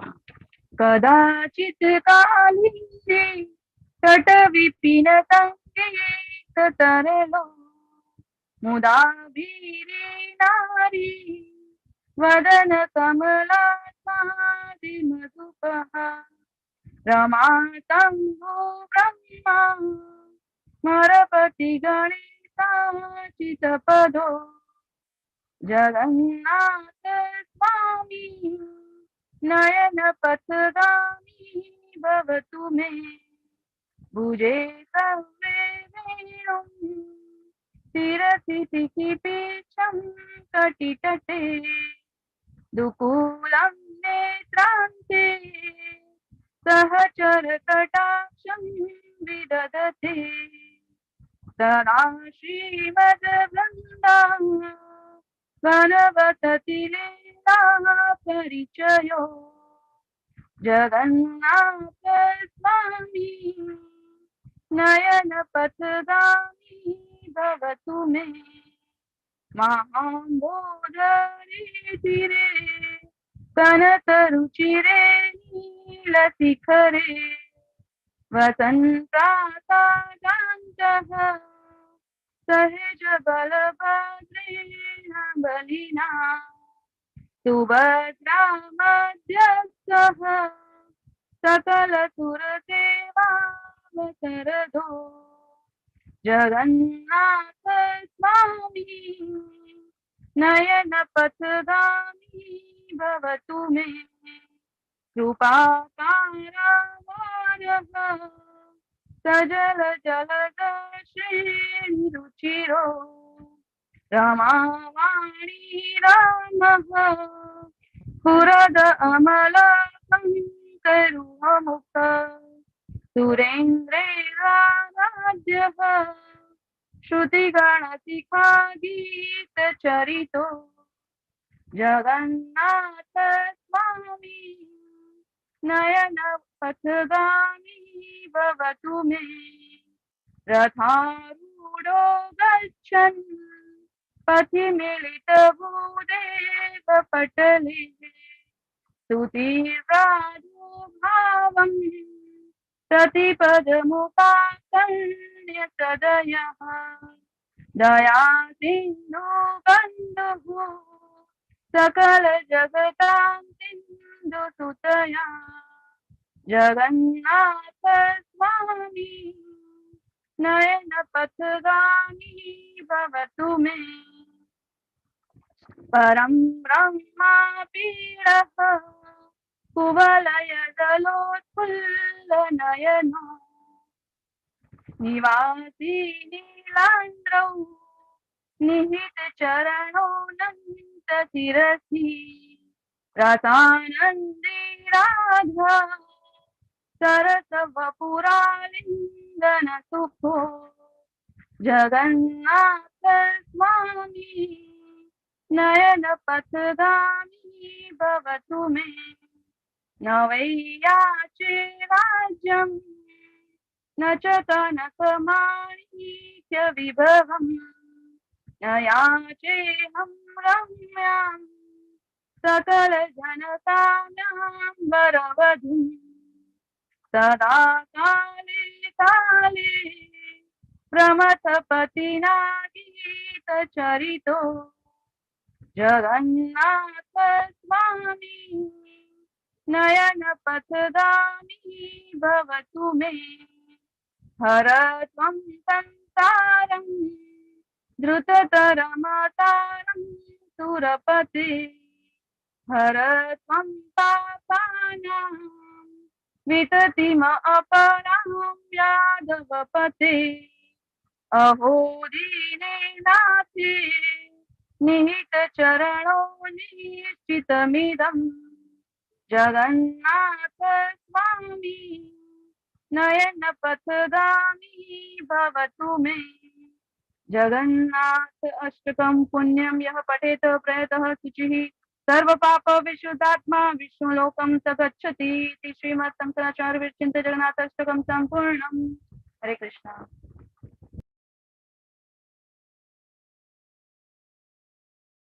Hare Krishna. Thank you. ખૂબ સરસ જગન્નાથ અષ્ટકમ તમે લીધું અને છેલ્લે આદિ શંકરાચાર્યજી દ્વારા લીધેલું છે કોટ આવે છે અને શું કે છે વૈકુંઠ પ્રાપ્ત થાય. જગન્નાથ સ્વામીની પ્રાર્થના કરીએ એમની ભક્તિ કરીએ તો અને એ આદિ શંકરાચાર્યજીના અનુયાયીઓ છે એવું કે છે કે ભગવાન નિરાકાર છે. જગન્નાથજી બરાબર ભગવાન તો એનો કોઈ આકાર નથી. અમે તો બ્રહ્મની ઉપાસના કરશું નિરાકાર તેજ પુંજ. શંકરાચાર્ય તો કે છે કે જે જગન્નાથ અષ્ટકમ ગાશે જે વાંચશે જે શ્રવણ કરશે એ વૈકુંઠ જગતને પ્રાપ્ત કરશે. બોલો બરાબર કેટલા ડાયવર્ટેડ થઈ જાય ફોલોવર્સ. એનું એક બેસ્ટ એક્ઝામ્પલ છે. ખૂબ સરસ માતાજી. Thank you so much. આગળ વધીએ આપણે આપણા અધ્યાયમાં 13મા અધ્યાયની અંદર. તો જે મનુષ્ય પરમાત્માને સર્વત્ર ઓકે આની આપણે ચર્ચાઓ લઈ લીધી. મનથી આપણે કઈ રીતના અધિપતન ના પામીએ બરાબર. કારણ કે આપણે બધામાં જોઈએ કે પરમાત્મા છે અને એ જોઈએ તો એને વાસ્તવિક દ્રષ્ટા કહેવાય. હવે જે મનુષ્ય એમ જોઈ શકે કે સર્વ પ્રવૃત્તિઓ છે દેહ દ્વારા થાય છે અને દેહનું સર્જન ભૌતિક પ્રકૃતિ દ્વારા પંચમહાભૂતમાંથી થાય છે અને એ પણ સમજે આત્મા કઈ કરતો નથી. આને કહેવાય ખરેખર વાસ્તવિક દ્રષ્ટા. આનું એક એક્ઝામ્પલ લેવલ 1 માં આપણે લઈએ છીએ. કઈ રીતના સમજી શકાય કે દેહ કઈ કાર્ય કરતો નથી, સોરી આત્મા કઈ કાર્ય કરતો નથી. કયું એક્ઝામ્પલ? મૂવીનું હા બરાબર છે કોમલજી. મૂવી નું એક્ઝામ્પલ, સિરિયલ નું એક્ઝામ્પલ લઈએ ને આપણે બરાબર. મૂવી જોવા ગયા હોય બરાબર, મૂવીમાં સિરિયલમાં તો બહુ થાય આવું. સિરિયલમાં માતાજીઓ બધી સાસ બહુની સિરિયલ જોતી હોય ને એમાં કઈક સારો પ્રસંગ આવે એટલે માતાજી ખુશખુશાલ 2 વાર આપણને પૂછવા આવે આજ તમારે શું જમવું છે, તમારું ફેવરિટ બને. અને જો એમાં કઈક કોઈનું મરણ બરણ થઈ ગયું ભાઈ, મૃત્યુ થઈ ગયું એટલે તમારે સમજી લો ને આજે કઢી ખીચડી મળવાની છે અને એ માન એ બને તો પાછી, નહીતર પાછી સ્વિગીમાં ઓર્ડર કરવાનો છે આજે. કાં તો કે આજે બહુ દુઃખનો માહોલ છે. ઇમોશનલ થઈ જાય માતાજીઓ. ભગવાને ગુણ આપેલો છે, સરળ હોય ને બહુ માતાજીઓ બરાબર. મમત્વ આપેલું છે માતાજીઓ, પ્રેમ આપેલો છે. તો આવું થાય. હવે એ મૂવી કે સિરિયલ હોય એને ખરેખર આપણે એની કઈ લેવા દેવા છે? આપણે એના પ્રોડ્યુસર નથી આપણે એમાં કામ કરતા નથી, આપણને એમાં કઈ પૈસા મળવાના છે, કઈ લેવા દેવા ના, કઈ નહીં. તોય હું એમાં ખુશ ને હું એમાં દુઃખી. સેમ વસ્તુ છે આ કે ભાઈ આ આત્મા છે ને એના આ ભૌતિક જગતના સુખ દુઃખ સાથે કઈ લેવા દેવા નથી. કઈ એટલે કઈ. આત્મા તો સનાતન અંશ છે, ભગવાનનો સનાતન અંશ છે અને એની સેવા કરવી એનો ધર્મ છે. આ સમજી જાય તો આને કહેવાય વાસ્તવિક દ્રષ્ટા. જ્યાં સુધી આ ના સમજીએ ને ત્યાં સુધી આપણે ફોલ્સ ઈગોમાં રહીએ. હું હિન્દુ છું, હું ભારતીય છું, હું પુરુષ છું બરાબર, અને વિનમ્રતા ના આવે બરાબર. અને શીલ પ્રભુપાદજી બહુ ક્લિયરલી કહે છે જ્યાં સુધી તમે માન સન્માનની કામના રાખો ને ત્યાં સુધી તમને કોઈ દિવસ ભગવત પ્રાપ્તિ ના થાય. માન સન્માનની કામના છૂટવી જોઈએ. કારણ કે વિનમ્રતા આવે તો માન સન્માનની કામના છૂટે, અને તો માન અપમાનમાં આપણે સ્થિર રહી શકીએ, બાકી સ્થિર ના શકીએ. એટલે કહેવાનો મતલબ છે કાંઈ તો સુખ ને દુઃખ બધું ચાલ્યા રાખે છે. ચિત્રકેતુ મહારાજની કથા લેવલ 1 માં લેતા હોઈએ છીએ, શ્રીમદ ભાગવતમ સ્કંદ 6. તો ચિત્રકેતુ મહારાજનો પુત્ર ફરીથી પ્રગટ થઈને કહે છે ને કે કયા જન્મના પિતા, કયા, હું ઓળખતો નથી કેટલા જન્મ થઈ ગયા. પછી જ્ઞાન કેવું સરસ આપે છે, મેં તમને વાત કરી હતી ને, સમુદ્ર કિનારે જે રેતીના કણો, એક મોજું આવે રેતીના કણોને અંદર લઈ જાય, બધાને છૂટા પાડી નાખે, ફરીથી બીજું મોજું આવે એ જ રેતીના કણોને અલગ રીતના ગોઠવી દે. બરાબર, સેમ આપણે બધા એક રેતીના કણો સાથે ગોઠવાયેલા છીએ. મારા પપ્પા, મમ્મી, પત્ની, બાળકો, મામા, માસી, હિન્દુ, મુસ્લિમ, શીખ, ઈસાઈ. એક મોજું આવી જાય ને એટલે અહીંથી ઉપાડી અને ફરીથી નવું મોજું આવે ને એમ અલગ જગ્યાએ ઉપાડીને મૂકી દેશે. આગળ જતા ધર્મ બદલી જાય, જાતિ બદલી જાય, પુરુષમાંથી સ્ત્રી થઈ જાય, એ તો વાંધો નહીં, સ્ત્રી થઈ જાય તો બાકી તો ડુક્કર બની જાય. બરાબર ને, બહુ પ્રોબ્લેમ છે. આ જ્ઞાન જાણવું જોઈએ અને ખબર પડવી જોઈએ કે આમાં મારે કઈ લેવા દેવા નહીં, બધું ચાલે છે, શરીર તો યંત્ર છે. બરાબર, આગળ કે છે જ્યારે વિવેકી મનુષ્ય વિભિન્ન ભૌતિક શરીરોના લીધે વિભિન્ન સ્વરૂપોને જોવાનું બંધ કરી દે.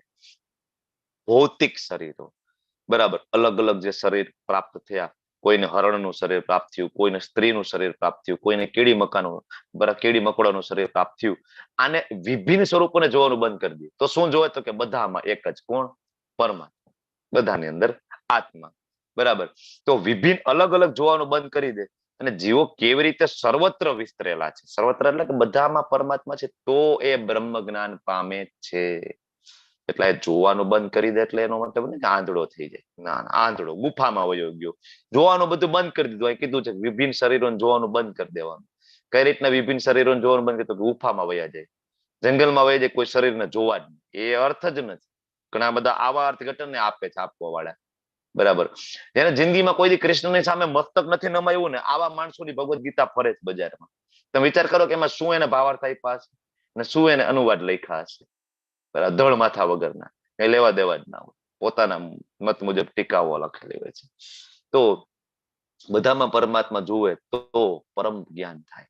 બરાબર, અને બ્રહ્મ જ્ઞાન થાય. બરાબર ને, સમજી શકે. આગળ, અચ્છા, આ બે શ્લોક 30મો ને 31મો, એકમાં વાસ્તવિક દ્રષ્ટા, બરાબર, અને એકમાં બ્રહ્મ જ્ઞાન ક્યારે થાય, એ બંનેની આપણે ચર્ચા કરી. આમાં મૂવીનું એક્ઝામ્પલ લીધું, બરાબર, અને આપણે જોયું. બરાબર, આગળ કે છે કે શાશ્વત દ્રષ્ટિ વાળા મનુષ્ય જોઈ શકે કે અવિનાશી આત્મા એ દિવ્ય છે. શાશ્વત દ્રષ્ટિ, શાશ્વત દ્રષ્ટિ ક્યારે પ્રાપ્ત થાય? તો કે જયારે ભગવાનના ભક્તોનો સંગ પ્રાપ્ત થાય ને ત્યારે જે દ્રષ્ટિ પ્રાપ્ત થાય એ કેવી દ્રષ્ટિ હોય? શાશ્વત. કઈ રીતના? તો કે મૃત્યુ પછી પણ આ શરીર આધ્યાત્મિક બોડી જવાનું છે આપણું, અને એ આપણું વિઝન કેવું કહેવાય? શાશ્વત. બાકી અત્યારના માણસોની દ્રષ્ટિ કેવી હોય? તો કે એ બરાબર શોર્ટ ટર્મ હોય, શાશ્વત ના હોય. કે ભાઈ હું કઈક બની જાઉં, મારે ગાડી, બંગલા, ઘર થઈ જાય, ખૂબ રૂપિયા સંપત્તિ, તો આ કેવું છે? Short term. પણ શાશ્વત દ્રષ્ટિ કેવી છે? તો કે ના, મારે ગોલોક ધામમાં જવાનું છે, મારું ઓરિજિનલ એડ્રેસ તો ધામ છે, મારે ત્યાં જતું રહેવાનું છે, હું એના માટે પ્રયત્નશીલ છું. આ દ્રષ્ટિ કેવી કહેવાય? શાશ્વત દ્રષ્ટિ. તો આવા શાશ્વત દ્રષ્ટિ વાળા જે મનુષ્ય છે જોઈ શકે. શું જોઈ શકે? તો કે ભાઈ આત્મા અવિનાશી છે, આત્માનો કોઈ દી વિનાશ થાય નહીં. નૈનમ છિંદંતી શસ્ત્રાણી નૈનમ દહતી પાવક, બીજા અધ્યાયથી ભગવાન જ્ઞાન આપી રહ્યા છે. અને આત્મા કેવો છે? દિવ્ય. આ શરીર કેવું છે? ભૌતિક, પંચમહાભૂતમાંથી બનેલું. પણ આત્મા પંચમહાભૂતમાંથી બનેલો નથી. અને કેવો છે? શાશ્વત. બરાબર, પહેલેથી મમ્મે વાંસો જીવ લોકે જીવભૂત સનાતન. કેવા છીએ આપણે?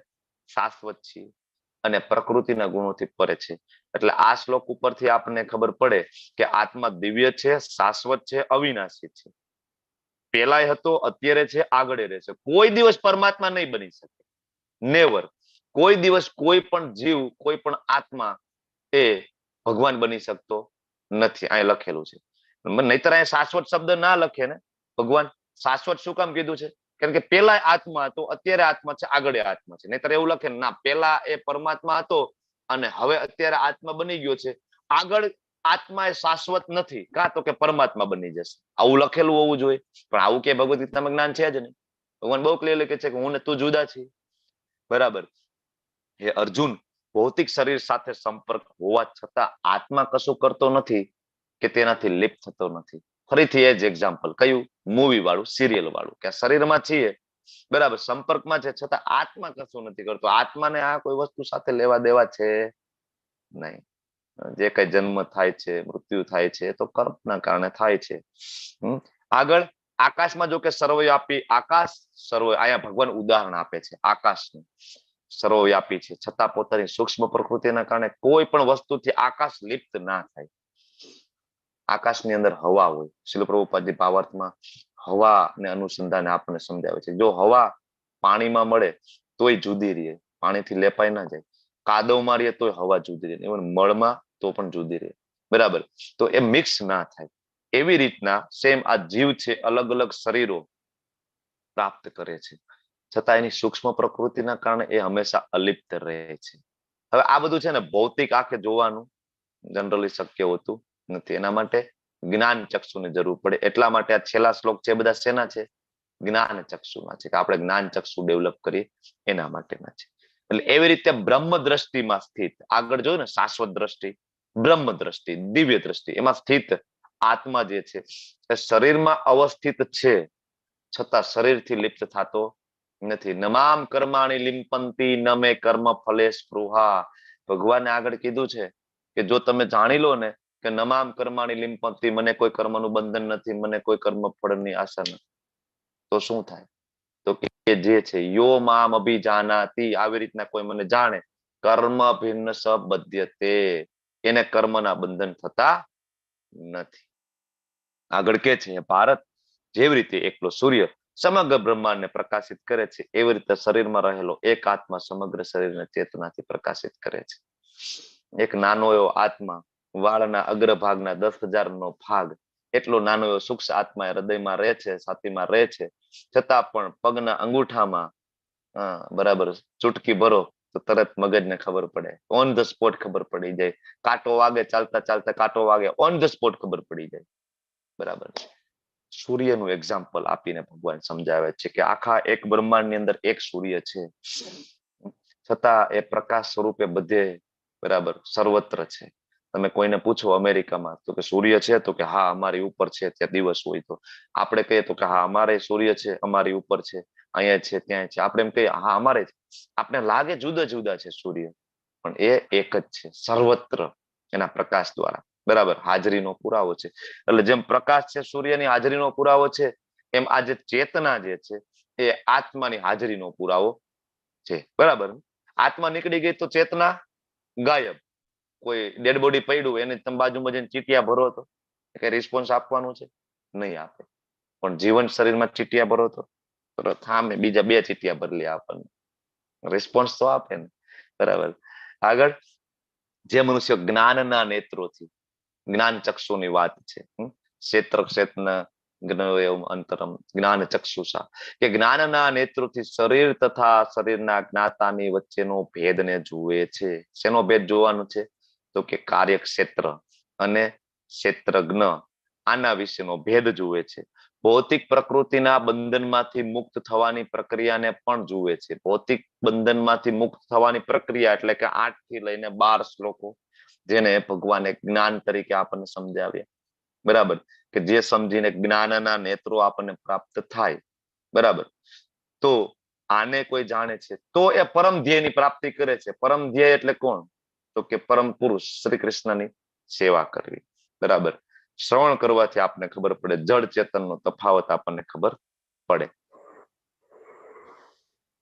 ઓકે, એટલે પરિણામ આવે છે ભગવાનને પ્રાપ્તિ, સર્વોચ્ચ ધ્યેય પ્રાપ્તિ થાય છે. બરાબર, તો આ રીતના તમે જુઓ ને તો આ છેલ્લા શ્લોકની અંદર આખો સાર આવે છે, બધું આવી જાય છે આમ જોઈએ ને તો. કે મનુષ્ય જ્ઞાનના નેત્રોથી, બરાબર, એટલે જ્ઞાનની વાત આવી ગઈ, જે અર્જુને પ્રશ્ન પૂછ્યો હતો 8 થી 12 શ્લોક.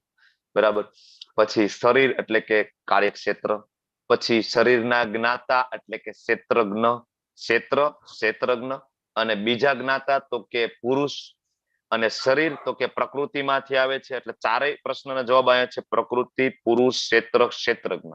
હવે જ્ઞાન અને જ્ઞેય 2 વધે છે. તો અહીં કહે છે ભૌતિક પ્રકૃતિના બંધનમાંથી મુક્ત થવું એ જ્ઞાન છે, અને પરમ ધ્યેયની પ્રાપ્તિ એ જ્ઞેય છે. જ્ઞેય એટલે શું? Ultimate goal. તો આમ જોઈએ તો ઇનડાયરેક્ટલી આમાં બધા પ્રશ્નના જવાબ છે. 6 પ્રશ્નના જવાબ આ છેલ્લા શ્લોકની અંદર પણ છે. બરાબર, પ્રકૃતિ પુરુષ, ક્ષેત્ર ક્ષેત્રજ્ઞ, જ્ઞાન અને જ્ઞેય. તો આ સાથે સરસ મજાનો ક્ષેત્રજ્ઞ યોગ અધ્યાય અહીં પૂર્ણ થાય છે. તેને 6 ભાગમાં વિભાજિત કરેલો હતો. આઈ હોપ કે હું તમને સમજાવી શક્યો હોઈશ. અને આજે મારી સાથે બની રહેજો. મારી તમારી સાથે એક બીજી સ્લાઇડ રન કરવી છે. વિઝિબલ છે? હરે કૃષ્ણ. હા પ્રભુ દેખાય. હા પ્રભુજી. હા, જય પતાકા સ્વામીજી મહારાજ છે. હિઝ હોલીનેસ જય પતાકા સ્વામીજી મહારાજ કી જય. અહેતુકી કૃપા દ્વારા આ જ્ઞાન તમારા અને મારા ઘરે પ્રાપ્ત થઈ રહ્યું છે. હમણાં એમની વ્યાસ પૂજા હતી ને, બરાબર, તો સ્વયં મહારાજ છે, આવવાના છે. થોડીક નાની એવી પીપીટી છે, તમારી સામે ફટાફટ હું રન કરું છું, કારણ કે જાણવા જોઈએ મહારાજને જ્યાંથી જ્ઞાન પ્રાપ્ત થાય છે. આ એમનો પ્રણામ મંત્ર છે. જો બધા મહારાજ હોય ને, બરાબર, એમનો પ્રણામ મંત્ર હોય. શ્રીલ પ્રભુપાદજીનો છે ને, બરાબર, એવી રીતના આમનો પણ છે. નમો વિષ્ણુ પાદાય કૃષ્ણ પૃષ્ઠાય ભૂતલે શ્રીમતે જય પતાકા સ્વામી ઇતિ નામિને નમો આચાર્ય પાદાય નિતાય કૃપા પ્રદાયને ગૌર કથા ધામ દયાનગર ગ્રામ તારિણી. એમના જે ડિસાઇપલ્સ હોય, એમના જે શિષ્યો હોય, ભગવાનને કઈ પણ સેવા અર્પિત કરે તો પેલા ગુરુ મહારાજના પ્રણામ મંત્ર બોલે, પછી શ્રીલ પ્રભુપાદજીનો પ્રણામ મંત્ર બોલે. આ આખી પરંપરા છે. ભગવાનને કઈ પણ ઇવન ભોગ લગાડવો હોય, સેવા કરવી હોય, આરતી કરવી હોય ને, તો પરંપરા થ્રુ જ આવવું પડે. એવું ને ડાયરેક્ટ ભગવાન હું આવી ગયો, તમારી આરતી હું કરીશ, ના ના ના, આપણી કોઈ યોગ્યતા નથી ભાઈ એની આરતી કરવાની. સ્વીકારે પણ નહીં, આપણી કોઈ યોગ્યતા નથી.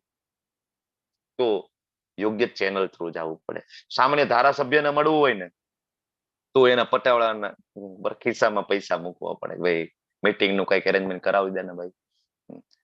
અહીંયા ભગવાનના જે આચાર્યો છે, બરાબર, એમને મળીએ તો એના થ્રુ આપણે ભગવત પ્રાપ્ત થાય. તો નાનું એવું એમનું પ્રેઝન્ટેશન છે. જન્મ 9 એપ્રિલ 1949, 1949, રામનવમી પછીની એકાદશી, મિલ્વોકી વિસ્કોન્સિન, યુએસએ, અમેરિકામાં જોન હોબર્ટ અને લોરિન એડમંડ ને ત્યાં એમનું જન્મ થયો. એમનું જે શરીર છે કેવું છે? ફોરેન બોડી છે, વિદેશી છે, બરાબર. પતાકા સ્વામીજી મહારાજ 11 વર્ષના થયા તો એમના દાદાએ કીધું હતું કે ભગવાનનું નામ લે, કારણ કે એને ચામડીની કઈક બીમારી થઈ હતી. ભગવાનનું નામ લીધું, ચામડીની બીમારી ગાયબ. ત્યારથી એને ભગવાનમાં ખૂબ જ શ્રદ્ધા હતી. 14 વર્ષની ઉંમરે એમને કોલેજમાંથી ગ્રેજ્યુએશનની ડિગ્રી પ્રાપ્ત થઈ અને ટોપ મોસ્ટ સ્ટુડન્ટ હતા એ સમયે, ખૂબ જ જ્ઞાની. અને એને સ્કોલરશિપ એવી પ્રાપ્ત થઈ હતી કે એનું ખાવા પીવાનું, જમવાનું, ભોજનની બધી વ્યવસ્થા, ટ્યુશન થી લઈને બધું આવી. તો એને સ્કોલરશિપ પ્રાપ્ત થઈ હતી, શિષ્યવૃત્તિ, અને બ્રાઉન યુનિવર્સિટીમાં એને પ્રવેશ મેળવ્યો અને ખૂબ જ જ્ઞાન પ્રાપ્ત કર્યું, બરાબર. અને પછી ભારત જવાની તૈયારી કરતા હતા. અને એમાં એને ભક્તિવેદાંત સ્વામી શ્રી પ્રભુપાદજીના શિષ્યો મળી ગયા. ત્યાં શિષ્ય મળી ગયા, બરાબર. ત્યાં ગાર્ડનમાં કીર્તન કરતા હતા. હવે એમને એને તિલક જોયું ને, કપાળ ઉપર તિલક, વિચારવાનું થોડીક વાર પૂરતું તો બંધ થઈ ગયું. એમની પાછળ ગયા, પણ ભક્તો તો જતા રહ્યા હતા, ભક્તો મળ્યા નહીં. હવે એ સમયે ઇસ્કોન એટલું બધું બહુ ફેમસ નહોતું. શરૂઆતના દિવસો છે હજી. મહારાજ બહુ શરૂઆતમાં જોડાઈ ગયા હતા પ્રભુપાદ સાથે, તો એટલું બધું હજી ફેમસ નહોતું થયું. તો લાંબા સમય સુધી તો કઈ મળ્યું નહીં.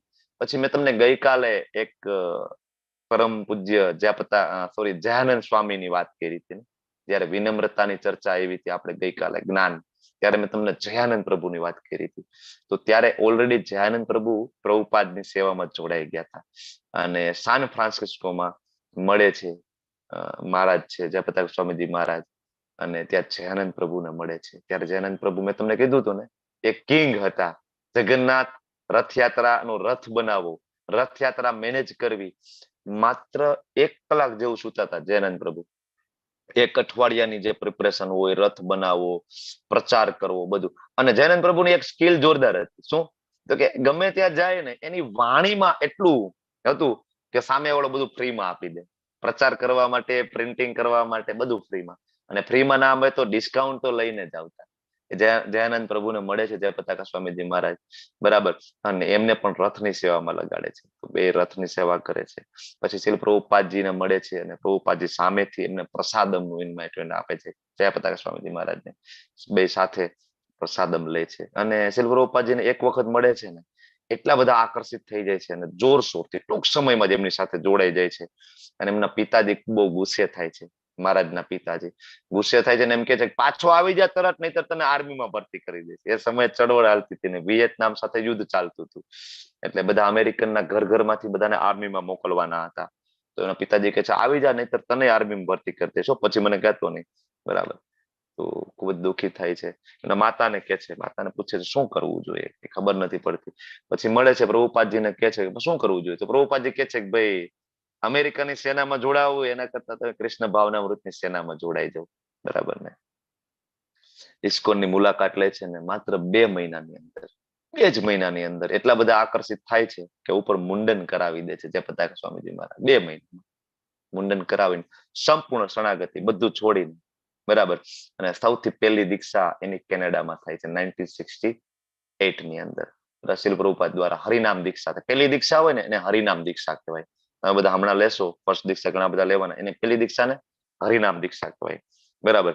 અને પછી આગળ એની બીજી દીક્ષા થાય છે. બીજી દીક્ષા એને કહેવાય બ્રાહ્મણ દીક્ષા, જેમાં ગાયત્રી આપવામાં આવે. બ્રાહ્મણ દીક્ષા, જનેઉ ધારણ, બ્રાહ્મણ ગુણ કર્મ વિભાગ સહવાળા બ્રાહ્મણ બની જાય છે જયારે બીજી દીક્ષા પ્રાપ્ત થાય છે. બરાબર. અને શીલ પ્રભુપાદજીના જે કઈ ઉદ્દેશ્યો છે બધા પડકારો ઝીલે છે. અને છેલ્લે 1970 રાધાષ્ટમીના દિવસે કલકત્તામાં શીલ પ્રભુપાદજી દ્વારા જ એને ત્રીજી દીક્ષા અને છેલ્લી દીક્ષા સંન્યાસ દીક્ષા આપવામાં આવે છે. ભિક્ષુ જયપતાકા સ્વામી તરીકે એમને નામ આપે છે. ત્રિદંડી, કામ ક્રોધ અને લોભ જેને વશ કરેલા હોય એને ત્રિદંડી સંન્યાસી કહેવાય છે. એવા આપણે જયપતાકા સ્વામીજી મહારાજ. બરાબર. તો એક વખત શ્રી પ્રભુપાદજીને મળે છે. પ્રભુપાદ કહે છે કે જો મેં તને ભગવાનનું રાજ્ય આપી દીધું છે, એને ડેવલપ કરવાની જવાબદારી હવે તારી છે, વિકાસ કરવો એનો. અને સાર્થક કરે છે. આજે તમે જોઈ રહ્યા છો માયાપુરની અંદર TOVP બની રહ્યું છે, ટેમ્પલ ઓફ વેદિક પ્લેનેટોરિયમ. આખા વિશ્વનું સૌથી મોટામાં મોટું કૃષ્ણનું મંદિર બની રહ્યું છે ને કોણ બનાવી રહ્યા છે, કોના ગાઈડન્સ, કોણ આ ઈચ્છા પૂરી કરી રહ્યા છે? જયપતાકા સ્વામીજી મહારાજ. તમે વિચાર કરો, આપણે એમ કે હું હિન્દુ છું, ભારતીય દેશ છે, અમે આમ છે તેમ છે, પણ ભગવાન શ્રી કૃષ્ણનું સૌથી મોટું મંદિર બનવા જઈ રહ્યું છે, કોણ બનાવી રહ્યું છે? જેનું બોડી ફોરેન બોડી છે. સૌથી વધુમાં વધુ ડોનેશન કોનું છે? હરે કૃષ્ણ. મ્યુટ કરજો તમારું માઇક પ્લીઝ. અને ફોર્ડ કંપનીના માલિક. બરાબર. જેમનું બોડી ફોરેન બોડી છે. બરાબર. આપણે એમ થાય કે આપણે હિન્દુ છીએ, હકીકતે બરાબર એ તો આપણે આપણી ચેતના દેહાત્મ ભાવ સુધી છે ત્યાં સુધી વિચારીએ, બાકી ભગવાનના પરમ ભક્તો છે. બરાબર. તો ત્યાં જાય છે એમની સાથે. શરૂઆતના દિવસો માયાપુરમાં હતા ને બહુ અઘરા દિવસો હતા. માયાપુરમાં મુસ્લિમોનું વર્ચસ્વ હતું અને જનજીવન ખૂબ જ અઘરું હતું. જે કઈ ઉગે એ ખાવાનું, અને મોટા ભાગની એક ને એક શાકભાજી ઉગે તો ક્યારેક એવું થાય કે એક ને એક શાકભાજી 3 મહિના સુધી ખાવી પડે. ઝૂંપડામાં સુવાનું. બરાબર. ફ્લોર ઉપર નીચે સુઈ જવાનું. પણ પ્રભુપાદજીનો આદેશનું પાલન કરવા માટે જો આ તમે પિક્ચર જોવો છો ને, જયપતાકા સ્વામીજી મહારાજ છે, આ બધા પિક્ચર તમે જોતા જાજો, તમને એની સાથે કનેક્શન થશે. બરાબર. એક વખત શ્રીલ પ્રભુપાદજીને એમ કહે છે તું મારા માટે ફૂલ લાવીશ, કે તું મને ફૂલ આપીશ ને મારું આયુષ્ય વધે. એકચ્યુઅલી શ્રીલ પ્રભુપાદજીની યોજના હતી, સેવા આપવી હતી. જોતા હતા મહારાજને, અને મહારાજ ખૂબ જ ઉત્સાહિત થઈને બધી સેવાઓ કરે છે. શ્રીલ પ્રભુપાદજી એમને કહેતા હતા, એક વખત બંને જતા હતા કે જેવી રીતના ચર્ચ છે એનામાં કેમ બધા માણસો વીકલી આવે છે, સન્ડે, એક દિવસ એવો આવશે કે ઇસ્કોનના મંદિરો બનશે વિશ્વના ખૂણે ખૂણે, અને માણસો સન્ડે આવશે. એટલી સન્ડે તો આવશે, બધા ફરવા આવશે, ખીચડી પ્રસાદમ, કીર્તન બરાબર કરવા માટે, નૃત્ય કરવા માટે આવશે. શ્રી પ્રભુપાદજીનું સ્વપ્ન હતું. અને આજે જો આખા વિશ્વમાં થઈ રહ્યું છે ને, રવિવાર જાવ છો કે તમે બધા આજુબાજુમાં ટેમ્પલ હોય તો જજો. ખીચડી પ્રસાદમ, નૃત્ય, કીર્તન ખૂબ જ સરસ હોય છે. બરાબર. તો બહુ બધી ઇન્સ્ટ્રક્શન આપેલી હતી મહારાજને, અને એઝ એ ડિસાઇપલ તરીકેની ઇન્સ્ટ્રક્શન હતી, એઝ એ સંન્યાસી તરીકેની, એઝ એ GBC મેમ્બર હતા મહારાજ છે, GBC મેમ્બર હતા, ગવર્નિંગ બોડી કમિશન જે આપણું છે ઇસ્કોનનું, જે બેઝિક માળખું છે એના પણ એ મેમ્બર હતા. તો એને અલગ અલગ આદેશો આપેલા હતા કે ભાઈ માયાપુર ધામનો વિકાસ કરવું. તનતોડ મહેનત કરીને કરે છે. બરાબર. આજે આપણી સામે એમનું રિઝલ્ટ જોવા મળે છે. TOVP નો વિકાસ કરવો. નવદીપ મંડળની પરિક્રમા જેમ વૃંદાવનની પરિક્રમા થાય ને, એમ નવદીપની પણ પરિક્રમા થાય. માર્ચ મહિનાની આસપાસ હોય છે. ગૌર પૂર્ણિમા હમણાં હતી ને, એની આસપાસ એ પરિક્રમાઓ ત્યાં ચાલુ હોય છે. અને વિશ્વના બહુ બધા માણસો જોડાય છે. બરાબર. ચૈતન્ય મહાપ્રભુ ત્યાં આવ્યા હતા ને. ગૌર મંડળ ભૂમિનો વિકાસ કરવો, જ્યાં જ્યાં મહાપ્રભુ વિચરણ કરેલું ને એ બધાનો વિકાસ કરવાનો અને સમગ્ર વિશ્વમાં 50,000 શિષ્યો બનાવવાના. ઓલો વિડીયો ધર્મેશ પ્રભુએ બતાવ્યો તો તમને બધાને યાદ હશે, એક માયાવાદી હતા, બરાબર, સ્ટેજ ઉપરથી બોલતા હતા અને જયપતાકા સ્વામીજી મહારાજને વિઝા લેવાનું હતું ભારતનું, બરાબર. એ જે માયાવાદી હતા એમના પિતાજી કઈક પોલિટિકલ MP હતા, તો એ હેલ્પ કરી શકે એમ હતા. તો પ્રભુપાદજીએ કીધું ભાઈ આમને વિઝા જોઈતી, તો એક ભાઈ માણસો અહીંયા ભારતીય બધા અમારા યંગસ્ટરો અમેરિકાનો વિઝા લેવા માટે તલપાપડ છે ને આ અહીંયા ભારતનો વિઝા જોઈએ છે ને એ પણ પરમેનન્ટ. તો કે હા, એ કે આ કોઈ સામાન્ય નથી, કે આ ચૈતન્ય મહાપ્રભુના શાશ્વત પાર્ષદ છે, સ્વયં અવતરિત થયા છે આપણા જેવા પતિત જીવો માટે. અને ખરેખર એવું થાય છે ને, તમારા અને મારા ઘરે ભગવદ ગીતાનું જ્ઞાન કોણ આપી રહ્યું છે? અલ્ટિમેટલી જયપતાકા સ્વામીજી મહારાજના આદેશ ને અનુસરીને નામણી સદાસ પ્રભુજી દ્વારા આપણને જ્ઞાન પ્રાપ્ત થઈ રહ્યું છે, બરાબર. તો શ્રીલ પ્રભુપાદજીના પુસ્તકો, અને આજે તમે જો મહારાજના શિષ્યો, એક પણ એવો દેશ નથી જયપતાકા સ્વામીજી મહારાજના શિષ્ય ના હોય. તો શ્રીલ પ્રભુપાદજીની જે ભવિષ્યવાણી હતી કે એક દિવસ આ જે છે ને, તમને એવું લાગે ફોરેનર છે આ યંગસ્ટર, પણ આ યંગ મેન છે ને એક દિવસ બંગાળી ભાષામાં ભાગવતમ સમજાવશે. અને આજે મહારાજ છે લે છે બંગાળી ભાષામાં ભાગવતમ, ઇંગ્લિશમાં ભાગવતમ, કેટલી બધી લેંગ્વેજમાં મહારાજ છે આપે છે. અને 50,000 કરતા વધારે શિષ્યો છે. આ શ્રીલ પ્રભુપાદજીની વાણી તમે જો, સિદ્ધતા પ્રભુપાદજી એને કીધું એ બધું થયું છે અને થઈ રહ્યું છે. શ્રીલ પ્રભુપાદજી એમને આદેશ આપ્યો હતો કે દર મહિને 10,000 મોટા પુસ્તકો ને 1,00,000 નાના પુસ્તકોનું વિતરણ થવું જોઈએ.